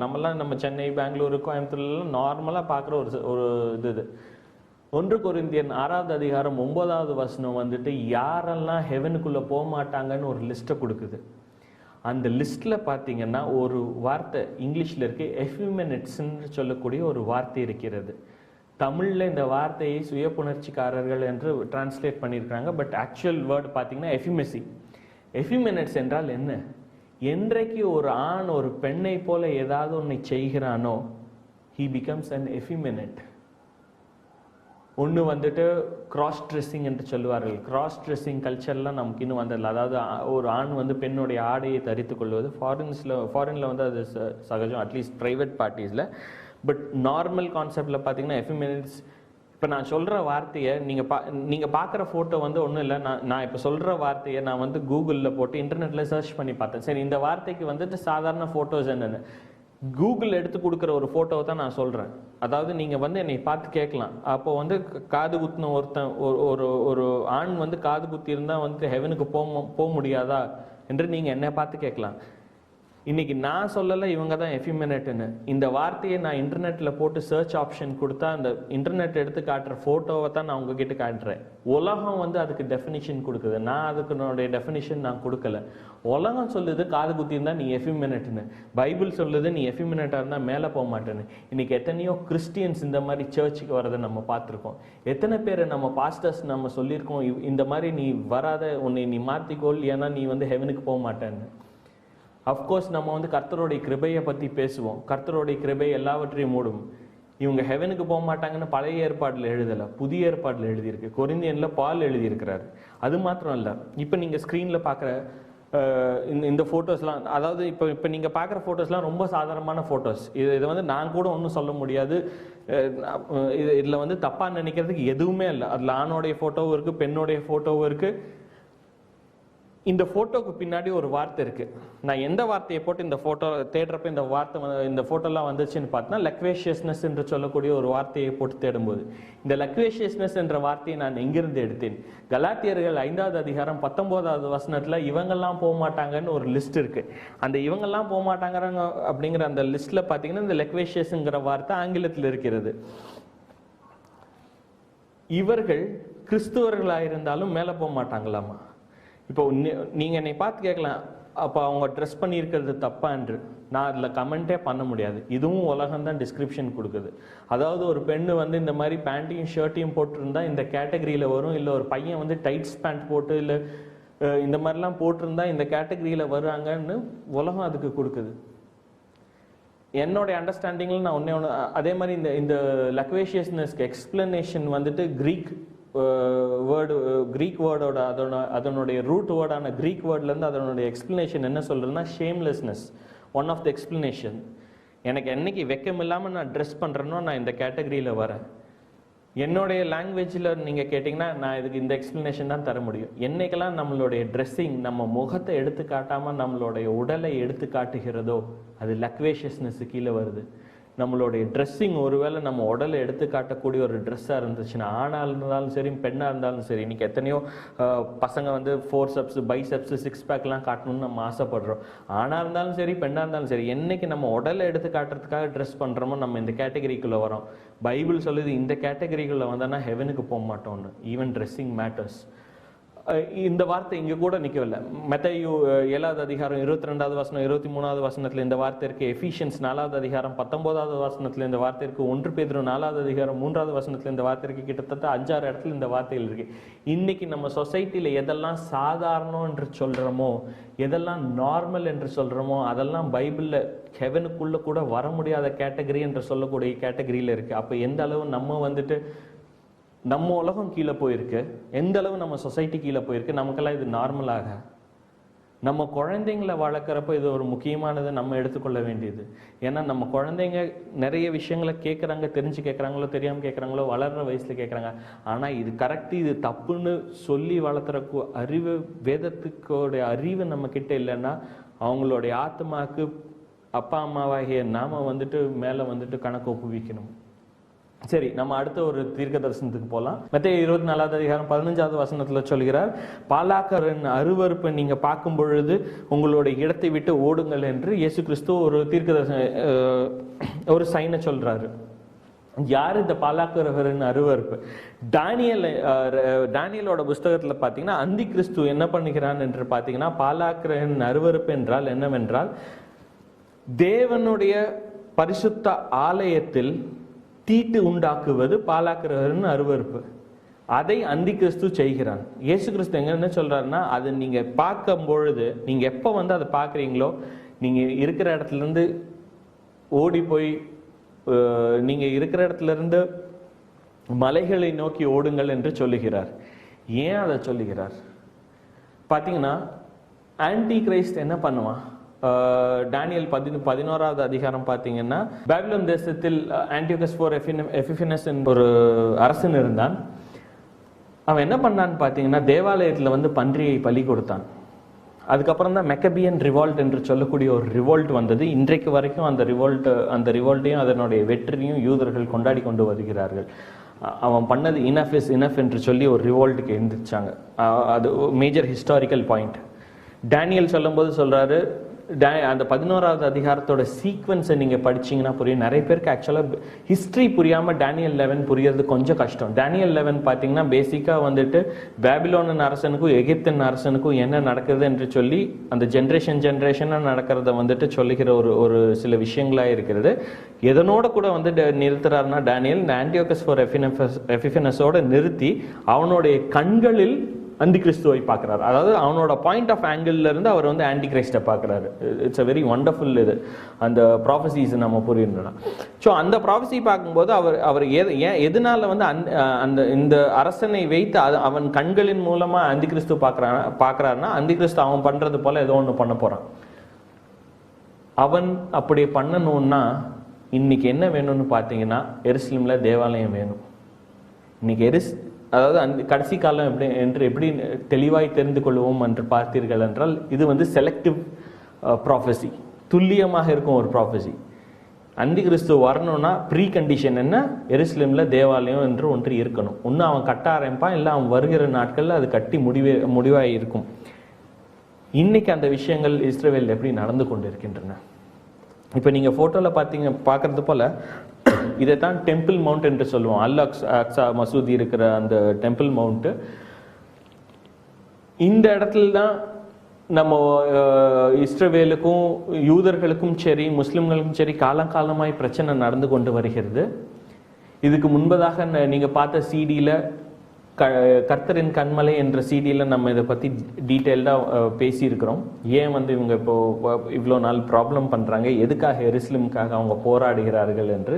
எல்லா போராட்டங்களுக்கும் மத்தியமாய் எது இருக்கிறது என்று பார்த்தீர்கள் என்றால், முஸ்லிம்கள் இது எங்களுடைய இடம், ஏன்னா இங்கே அல்-அக்ஸா மசூதி இருக்கு என்று சொல்கிறார்கள். யூதர்கள் இது எங்களுடைய இடம், இங்கே தான் சாலமன் கட்டிய தேவாலயம் இருக்கு என்று சொல்கிறார்கள். இன்னைக்கு ஏன் சாலமனுடைய தேவாலயம் கட்டின அதே இடத்துல வந்து அவங்க இன்னொரு தேவாலயம் கட்டவில்லை என்றால், இன்னைக்கு ஒருவேளை அந்த இதை கட்டணும்னா அவங்களுடைய கான்செப்ட் படி, அவங்களுடைய எண்ணத்தின் படி இந்த மசூதியும் அந்த டோம் ஆஃப் த ராக் என்று சொல்லக்கூடிய அந்த டோமையும் வந்துட்டு பாம் வச்சு தகர்த்து, இல்லை அதை தகர்த்தெறிந்து விட்டால்தான் அந்த இடத்துல புதிதாக ஒரு 3வது தேவாலயத்தை கட்ட முடியும் என்று அவர்களுடைய எண்ணம்.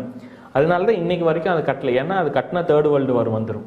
இன்னைக்கு போய் அது மேல ஒரு பாம்போ ஒரு மிசைலோ போட்டாங்கன்னா they start the 3rd world war. அதுக்கு பயந்து இன்னைக்கு வரைக்கும் பண்ணாம இருக்காங்க. ஆனா ரீசெண்டா நடந்த ஆர்கியலாஜிக்கல் டிஸ்கவரி, தொல்பொருள் ஆராய்ச்சியாளர்கள், யூத தொல்பொருள் ஆராய்ச்சியாளர்கள் எதை கண்டுபிடித்திருக்கார்கள் என்று பார்த்தீர்கள் என்றால், இத்தனை நாள் நீங்க நினைச்சிட்டு இருந்தது போல டோம் ஆஃப் ராக்குக்கு கீழே வந்துட்டு இந்த அந்த டோம் ஆஃப் ராக்குக்கு கீழே வந்துட்டு சாலமோன் கட்டிய தேவாலயத்தோட அடித்தளம் இல்லை. ஆனா அந்த சாலமோன் கட்டிய தேவாலயத்தோட ஃபவுண்டேஷன்ஸ் எங்க இருக்குன்னு பாத்தீங்கன்னா கொஞ்சம் தள்ளி இருக்கு. அதாவது இப்ப நீங்க போட்டோல இந்த ஆரோ மார்க் பாக்குற அந்த காலி இடத்துல இருக்கு என்று இப்ப கண்டுபிடிச்சிருக்கிறார்கள். ரொம்ப இன்ட்ரெஸ்டிங்கான ஒரு ப்ராஃபஸி வந்து இப்போ நமக்கு முன்னாடி வந்துட்டு இருக்கு. வெளிப்படுத்தும் விசேஷம் 11வது அதிகாரம் 1வது 2வது வசனங்கள் பார்த்தீங்கன்னா, ஒரு தூதன் வந்துட்டு யோவான் கிட்ட தேவாலயத்தை அழக சொல்லும்படி ஒரு கட்டளை கொடுக்கிறான். அதன்படி வந்துட்டு அழக்கும் பொழுது தேவாலயத்தின் வெளிப்புறத்தை அழக்காமல் விட்டுவிடு. யாருக்கு கொடுக்கப்பட்டிருக்காம அந்த வெளிப்புறம் வந்து புறஜாதியினர்களுக்கு இவ்வளவு நாட்களுக்கு கொடுக்கப்பட்டிருக்கு என்று சொல்லுகிற ஒரு தீர்க்கதரிசனத்தை பார்க்கிறோம். இப்ப நீங்க பாக்குறது ப்ளூ பிரிண்ட். இந்த ப்ளூ பிரிண்ட் படி இப்ப அவங்க தேவாலயத்தை கட்ட ஆரம்பிச்சாங்கன்னா அந்த கரெக்டா அந்த காம்பவுண்ட் வால், அதாவது அதனுடைய வெளிப்புறம் அவுட்டர் கோட் எங்க வந்து முடியுதுன்னா அந்த டோம் ஆஃப் த ராக் இருக்கிற அந்த இடத்துல வந்து முடியுது. இன்னும் துல்லியமாக சொல்ல போனோம்னு பாத்தீங்கன்னா டோம் ஆஃப் த ஸ்பிரிட்ஸ் என்று சொல்லக்கூடிய இந்த இடத்துல வந்து கரெக்டாக அது முடியுது. நீங்கள் ஃபோட்டோவில் பார்க்குற இந்த இடத்துல வந்து கரெக்டாக அது முடியுது என்று சொல்லக்கூடிய ஒரு வியூ இன்னைக்கு அதிகமாக வந்து கொண்டு இருக்கிறது.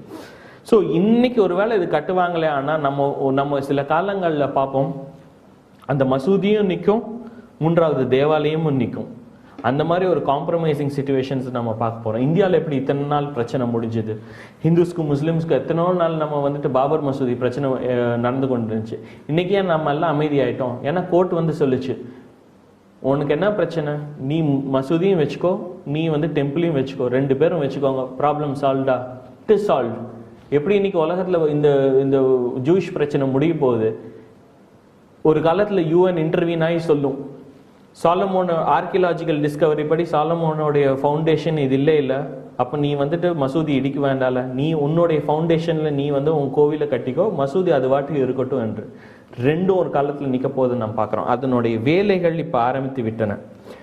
அதாவது இஸ்ரவேலும் இறுதி காலமும் என்ற CD பார்த்தீங்கன்னா இது இன்னும் இன்டெப்த்தாக டிஸ்கஸ் பண்ணியிருப்பேன். இதில் நீங்கள் ஃபோட்டோவில் பார்க்குறது போல் இந்த ஆசாரியர்கள் அணிய வேண்டிய உடையும் சரி, ஆசாரிகள் செய்ய வேண்டிய ஆசாரியத்துவத்துக்கான அந்த வெசல்ஸ், யுட்டென்சில்ஸ் எல்லாத்தையும் அவங்க திருப்பி பண்ணிட்டாங்க. டெம்பிள் மவுண்ட் என்று சொல்லக்கூடிய ஒரு ஆர்கனைசேஷன் இருக்குது. உலகெங்கும் இருக்கிற யூதர்கள் காலங்காலமாக நம்ம எப்படி நம்ம சபைக்கு, நம்ம சர்ச்சுக்கு நம்ம டைத்து தரமோ, அந்த மாதிரி உலகெங்கும் இருக்கிற யூதர்கள் தங்களுடைய சேவிங்ஸில், தங்களுடைய ஏர்னிங்ஸில் ஒரு பாட்டு இதை காலகாலமாக தந்து கொண்டு வந்திருக்காங்க. அவங்க எவ்வளோ காசு ரெடி பண்ணி வச்சுருக்காங்க. இன்ஃபேக்ட் 3வது தேவாலயத்தோட மாடல் அவங்க ரெடி பண்ணிக்கிட்டாங்க. செப்டம்பர் மாதம் 2010 பலிபீடத்தை கட்டும் பணியையும் துவங்கி விட்டார்கள். அவங்களுடைய பூர்வீகம் படி முதலாவதாக பலிபீடத்தை கட்டணும், இந்த சாங்சுரியை கட்டணும். அதுக்கப்புறம் தான் வந்துட்டு கட்டடத்தின் வேலை, டெம்பிளோட வேலையை ஆரம்பிக்க முடியும். பார்த்தீங்கன்னா இப்போ 2 வருஷத்துக்கு முன்னாடி அந்த வேலையும் ஆரம்பிச்சிட்டாங்க. இந்த ப்ராஃபஸி இன்னொரு விஷயத்தையும் சொல்லுது. இயேசு கிறிஸ்து சொல்றாரு, அதை நீங்க பார்க்கும்போது ஓடி போயிருங்கன்னு.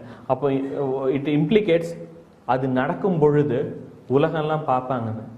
பழைய ஏற்பாடு காலத்துல இல்லை இயேசு கிறிஸ்துவின் காலத்துல அந்த தேவாலயத்துக்குள்ள நடக்கிறத எப்படி எல்லாரும் பார்த்துருப்பாங்களா? சான்ஸே கிடையாது. எதை வச்சு இயேசு கிறிஸ்து சொல்றாரு? ஒருவேளை நம்ம இன்னைக்கு பார்க்குற டெக்னாலஜி வச்சு சொல்றாரா? Big question mark. ஏன்னா அவர் ஸ்பெசிஃபிக்காக இம்ப்ளிகேட்ஸ் பண்ண சொல்றாரு, அது அந்த நிகழ்ச்சி நீங்க நடக்கிறத பார்க்கும் பொழுது கிளம்பிடுங்க என்று. ஒருவேளை இன்னைக்கு இருக்க கேட்டகரியில ஒருவேளை இன்னைக்கு இருக்க காலங்களில் பார்த்தீங்கன்னா அந்த கிறிஸ்து போய் பண்றப்போ நம்மளாம் லைவா CNNலையும் BBC-லையும் பார்ப்போம்னு நினைக்கிறேன். கடைசி காலங்களை பொறுத்த வரைக்கும் இன்னொரு முக்கியமான ஒரு தீர்க்க தரிசனம் என்னன்னு பார்த்தீங்கன்னா, உலகத்தின் மத்தியில ஒரு குழப்பம் வரும். முக்கியமா அது ஒரு பொருளாதாரத்தை குறித்ததான ஒரு குழப்பமா இருக்கும். லூக்கா 21வது அதிகாரம் 25வது வசனத்தில் பெர்ப்ளெக்சிட்டி அமங் நேஷன்ஸ் என்று சொல்லக்கூடிய ஒரு வார்த்தை இருக்கிறது. யாக்கோபு 5வது அதிகாரம் 1வது வசனம் 1வது வசனத்திலிருந்து 5வது வசனம் வரைக்கும் தங்கத்தை குறித்தும் வெள்ளியை குறித்தும் வருவதான ஒரு தீர்க்க தரிசனம் இருக்கிறது. கடைசி நாட்களில் உங்கள் தங்கமும் வெள்ளியும் துருப்பிடித்து போகும் என்று ஒரு தீர்க்க தரிசனத்தை சொல்லுகிறார். எதை இதை குறிக்குதுன்னு பார்த்தீங்கன்னா, நம்ம it speaks about economic distress, பொருளாதார சீர்குலைவு பற்றி இது பேசக்கூடிய ஒரு தீர்க்க தரிசனமாக இருக்கிறது. இதை வந்து இன்டெப்தா நம்ம வந்துட்டு நிழல் ராஜ்யத்தில் கவர் பண்ணோம். ஆனால் இப்போ வந்து சில பாயிண்ட்ஸ் நம்ம பார்க்கலாம், சில பேசிக் அண்டர்ஸ்டாண்டிங் நம்ம அண்டர்ஸ்டாண்ட் பண்ணலாம். ஒன்று என்னன்னு பார்த்தீங்கன்னா இன்ஃப்ளேஷன். இன்னைக்கு ஒரு 10 வருஷத்துக்கு முன்னாடி 25 ரூபாய்க்கு பெட்ரோல் போட்டுட்டு இருந்தோம். அப்புறம் 50 ரூபாய் ஆச்சு. இன்னைக்கு கிட்டத்தட்ட 80 rupees ஆயிடுச்சு. கடைசி 2 வருஷத்துல மட்டும் 10 தடவை பெட்ரோல் விலையை ஏற்றி இருக்கிறாங்க. ஏன் இந்த விலை வீக்கம்? நம்மளுடைய விலைவாசி, எல்லா விலைவாசியும் ஏறிக்கொண்டே போகிறது. அது எப்பவுமே ஏறிக்கொண்டு போயிருக்கிறதா இல்லை இப்போ மட்டும் ஏறி போய் கொண்டு இருக்கிறதா? எதுக்காக இப்போ ஏறிக்கொண்டு போய் கொண்டு இருக்கிறது? இதை நம்ம அண்டர்ஸ்டாண்ட் பண்ணிக்க நம்மளோட காசை ஃபர்ஸ்ட் நம்ம அண்டர்ஸ்டாண்ட் பண்ணணும். ஃபார் எக்ஸாம்பிள், இப்போ நீங்கள் பார்க்கறது போல ஒரு 100 ரூபாய் நோட்டு எடுத்துக்கலாமே. இது வெறும் பேப்பர் தான், பேப்பரில் அச்சிடப்பட்ட ஒரு நோட்டு. இந்த பேப்பருக்கு எப்படி நம்ம 100 ரூபாயோட மதிப்பு என்று சொல்லுகிறோம்? அந்த 100 ரூபாய்க்கு ஈக்குவலண்டான ஆர் அது ஈக்குவலான தங்கம் எங்க இருக்குன்னு பார்த்தீங்கன்னா RBI ரிசர்வ் வங்கியில் இருக்கிறது.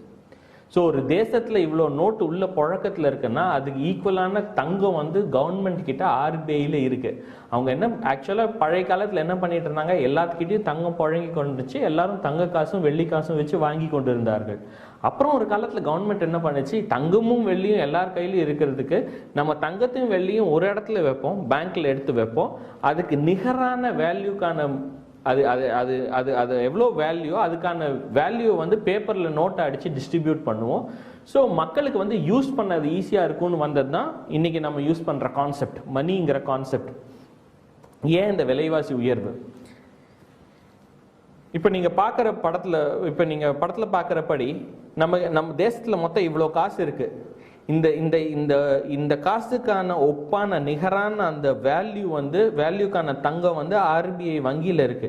அதனால இவ்வளோ ஒரு வீடு வாங்கணும்னா இவ்வளோ காசுனா நமக்கு வந்துட்டு அந்த தங்கத்துக்கு பதிலாக அதை காசு கொடுத்து வாங்குறோம். சரி, இப்போ நீங்க படத்துல பார்க்குற மாதிரி ஒருவேளை கவர்மெண்ட் கிட்ட இவ்வளோதான் தங்கம் இருக்கு, ஒரு 1 லட்ச ரூபாய்க்கான தங்கம் வந்து கவர்மெண்ட் கிட்ட இருக்கு, அதுக்கான நோட்டு சர்க்குலேட் பண்றப்போ நம்ம கிட்ட 1 லட்ச ரூபாய்க்கான மதிப்பு வருகிறது.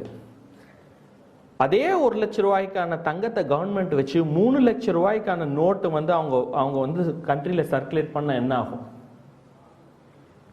தங்கம் இவ்வளவுதான் இருக்கு, தங்கத்தோட நோட்டு ஜாஸ்தியா இருக்கு, அப்போ ஆட்டோமேட்டிக்கா என்ன ஆகும், அதனுடைய மதிப்பு கம்மியாக ஆரம்பிக்கும். இன்னைக்கு நம்மலாம் என்ன நம்ம வாழ்ற இந்த காலங்கள்ல என்ன நடந்துட்டு இருக்குன்னு பாத்தீங்கன்னா, 1000 ரூபா நோட்டு இந்தியாவில் சர்க்குலேட் ஆகுதுன்னு வைங்களேன். ஃபார் எக்ஸாம்பிள், அந்த 1000 ரூபா நோட்டுக்கான மதிப்பு இணையான தங்கம் வந்துட்டு RBIல இருக்கணும்.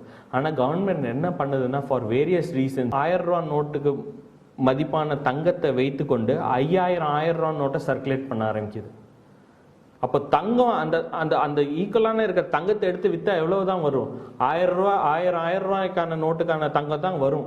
ஆனால் அதுக்கு மேலே வந்து நோட்டு வந்து சர்க்குலேட் ஆகிறதுனால ஆட்டோமேட்டிக்காக நோட்டோட வேல்யூ வந்து ட்ராப் ஆக ஆரம்பிக்குது. அதுதான் நம்ம இன்னைக்கு பார்க்குற இன்ஃப்ளேஷன். இப்போ நீங்கள் ஸ்க்ரீனில் பார்க்குற மாதிரி 1998 ஒரு வேளை ஒரு கேன் பெட்ரோல் வாங்கணும்னா நமக்கு ஒரு 100 ரூபா நோட் தேவைப்பட்டிருக்கலாம். இதே 1910 இன்னைக்கு நம்ம இதே ஒரு கேன் வாங்கணும்னா ஒரு 500 ரூபா தேவைப்படலாம். இன்னொரு 10 வருஷம் கழிச்சு இதே ஒரு கேன் பெட்ரோல் வாங்கினா ஒரு பண்டில் ஆஃப் நோட் தேவைப்படும். ஸோ பெட்ரோல் விலை ஏறுதா? நம்ம எல்லாம் பார்க்கறது எப்படி பார்க்குறோம்னா பெட்ரோல் விலை ஏறுதுன்னு. ஆக்சுவலாக நீங்கள் பார்த்தீங்கன்னா பெட்ரோல் வந்து சேமாக தான் இருக்கு. என்ன ஏறுது? அதுக்கு போகிற காசு ஏறிக்கொண்டே இருக்கிறது. அதனுடைய வேல்யூ மோர் நோட்ஸ் வந்து அதுக்கு போய்கொண்டே இருக்கிறது. ஒரு பொருளை வாங்க 1998 ஒரு நோட் கொடுத்துருந்தோம்னா அதே பொருளுக்கு 2020 ஒரு பண்டில் நோட்டை நம்ம கொடுக்கணும். ஸோ அந்த 100 ரூபா 10 வருஷத்துக்கு முன்னாடி 100 ரூபா எப்படியோ இன்னைக்கு அது எப்படி 1000 ரூபா. ஆர் ரிவர்ஸ்ல நான் சொல்லணும்னா, இன்னைக்கு நம்ம 1000 ரூபாய் செலவழிக்கிறது வந்துட்டு 10 வருஷத்துக்கு முன்னாடி ஒரு 100 ரூபாய்க்கு செலவழிச்ச மாதிரி. காசோடைய மதிப்பு விழுந்து கொண்டே இருக்கிறது. சரி, அதனால என்ன brother, what is the problem? The problem is the earnings. இப்போ காசோடைய உங்க செலவு ஜாஸ்தி ஆகிக்கொண்டே போகுது. ஏன்? உங்களுடைய காசோட மதிப்பு வந்து கீழே விழுந்துட்டே வர்றதுனால, கீழே இறங்கி கொண்டே வர்றதுனால. ஆனால் அதே சமயம் உங்களோட ஏர்னிங்ஸ், நீங்கள் சம்பாதிக்கும் அந்த திறனை பார்த்தீங்கன்னா அது எவ்வளோ ஏறி இருக்குன்னு பார்த்தீங்கன்னா இந்த 10 வருஷத்தில் அவ்வளோவா ஏறி இருக்காது. 10 வருஷத்துக்கு முன்னாடி நம்ம நார்மல் ஜாப்ஸ், ஐடி ஜாப்ஸை வந்து இப்போ ஒரு நிமிஷத்துக்கு நம்ம தனியாக எடுத்து வைப்போம். அது டிஃப்ரெண்ட் கேட்டகரி. நம்ம நார்மல் ஜாப்ஸ்லாம் போவோமே, ஒரு பேங்க் வேலை எடுப்போம், ஒரு டீச்சர் வேலையை எடுப்போம். ஒரு டீச்சர் வேலை வந்து ஒரு 10 வருஷத்துக்கு முன்னாடி ஒரு 8000 ரூபா வாங்கி கொண்டு இருந்தாங்கன்னா இன்னைக்கு டீச்சர் எவ்வளோ வாங்குவாங்கன்னு பார்த்தீங்கன்னா மேக்ஸிமம் அதே 8000 ரூபா இல்லை 10000 ரூபா, மிஞ்சி போனால் 12000 ரூபா தான் வாங்குவாங்க. ஆனால் 10 வருஷத்துக்கு முன்னாடி வீட்டு செலவு வந்துட்டு 4000 ரூபா இருந்துச்சுன்னா இன்னைக்கு அதே வீட்டு செலவு வந்துட்டு 8000 ரூபா வந்திருக்கும். ஏன்? உங்களுடைய செலவு ஜாஸ்தி ஆகிக்கொண்டே போகிறது, உங்களுடைய வருமானம் அங்கேயே நிற்கிறது. அது எதை கொண்டு வருதுன்னு பார்த்தீங்கன்னா ஒரு குழப்பத்தை கொண்டு வருது.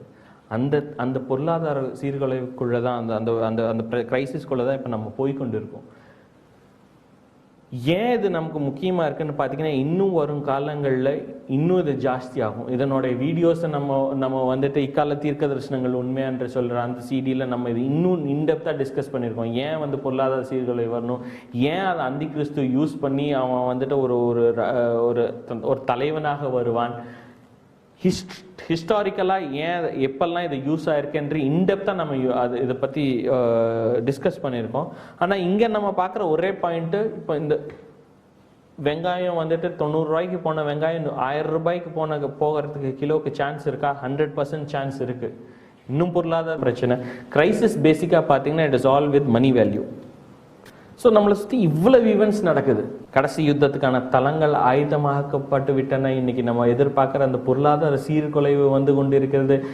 இஸ்ரவேலில் பார்த்தீங்கன்னா அந்த அந்தி கிறிஸ்து வருவதற்கான தேவாலயத்தின் பணிகள் துவங்கி விட்டன. சீர்தோஷ நிலைகள் பார்த்தீங்கன்னா கர்த்தர் சொல்லுகிற அந்த சீர்தோஷ நிலைகளுக்கு வந்து இன்னைக்கு உலகம் கடந்து சென்று கொண்டிருக்கிறது. எல்லாமே பார்த்தீங்கன்னா அந்த லாஸ்டாக நடந்து கொண்டு வந்தேன். எதுவுமே வந்து பிகினிங்ஸில், கடைசி நேரத்தில் கடைசி நொடியில் எதெல்லாம் சேஞ்சஸ் இருக்கோ, எதெல்லாம் நடக்கணுமோ, எதெல்லாம் அரங்கேற வேண்டுமோ அதெல்லாம் அரங்கேறி கொண்டு இருக்கின்றன.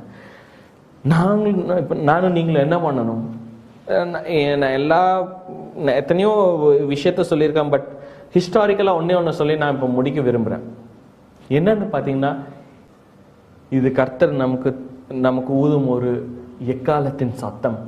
தயாராகிக்கொள்ளுங்கள் என்று சொல்லி நம் காதில் துணிக்கும் ஒரு சத்தம். ஹிஸ்ட்ரியில் 2 மேஜர் இடத்துல யூதர்கள் வந்து மிஸ்டேக் பண்ணாங்க. அந்த மிஸ்டேக் இன்னைக்கு வரைக்கும் அவங்க பே பண்ணிட்டு இருக்காங்க. முதல் மிஸ்டேக் என்னன்னு பார்த்தீங்கன்னா, இயேசு கிறிஸ்து வரும்பொழுது அவரை ஏற்றுக்கொள்ளாமல் விட்டது. சரிங்களா? ரெண்டாவது ஒரு சான்ஸ் வந்தது. எரேமியா 16வது அதிகாரம் 16வது வசனம் சொல்லுகிறது போல, மீன் பிடிக்கிறவர்களை நான் முன்பதாக அனுப்புவேன், அவர்கள் மீனை பிடிப்பார்கள், துண்டில் போட்டு மீன் பிடிப்பார்கள், பின்பு நான் வேடனை அனுப்புவேன், வேடன் வந்து அவர்களை வந்துட்டு வேட்டையாடுவான் என்று சொல்லி ஒரு வசனம் இருக்கிறது. ஹிஸ்டாரிக்கலாக என்ன நடந்துச்சுன்னு பார்த்தீங்கன்னா, 1800ஆம் ஆண்டு நிறைவில் தியோடர் ஹசில் என்று சொல்லக்கூடிய ஒரு யூதர் இருந்தார். அவருடைய தலைமையின் கீழ் யூத காங்கிரஸ் முதலாக உருவாக்கப்பட்டது. இந்த யூத காங்கிரஸ் ஐரோப்பிய தேசம் முழுவதுமாக போய் என்ன சொல்லுச்சு என்றால், ஐரோப்பிய தேசத்தில் வாழும் யூதர்களிடம், வாங்க நம்ம மறுபடியுமாய் நம் பேலஸ்தீனுக்கு போய் நம்மளுடைய இஸ்ரவேல் தேசத்தை நிறுவலாம், நம்ம மறுபடியும் அங்கே போயிடுவோம், அதுதான் நம்மளுடைய ப்ராமிஸ்ட் லேண்டு, நம்ம இங்கே போயிடுவோம் என்று சொல்லி எல்லா யூத கம்யூனிட்டிஸ் கிட்டையும் அவங்க போய் கேட்டாங்களாமா.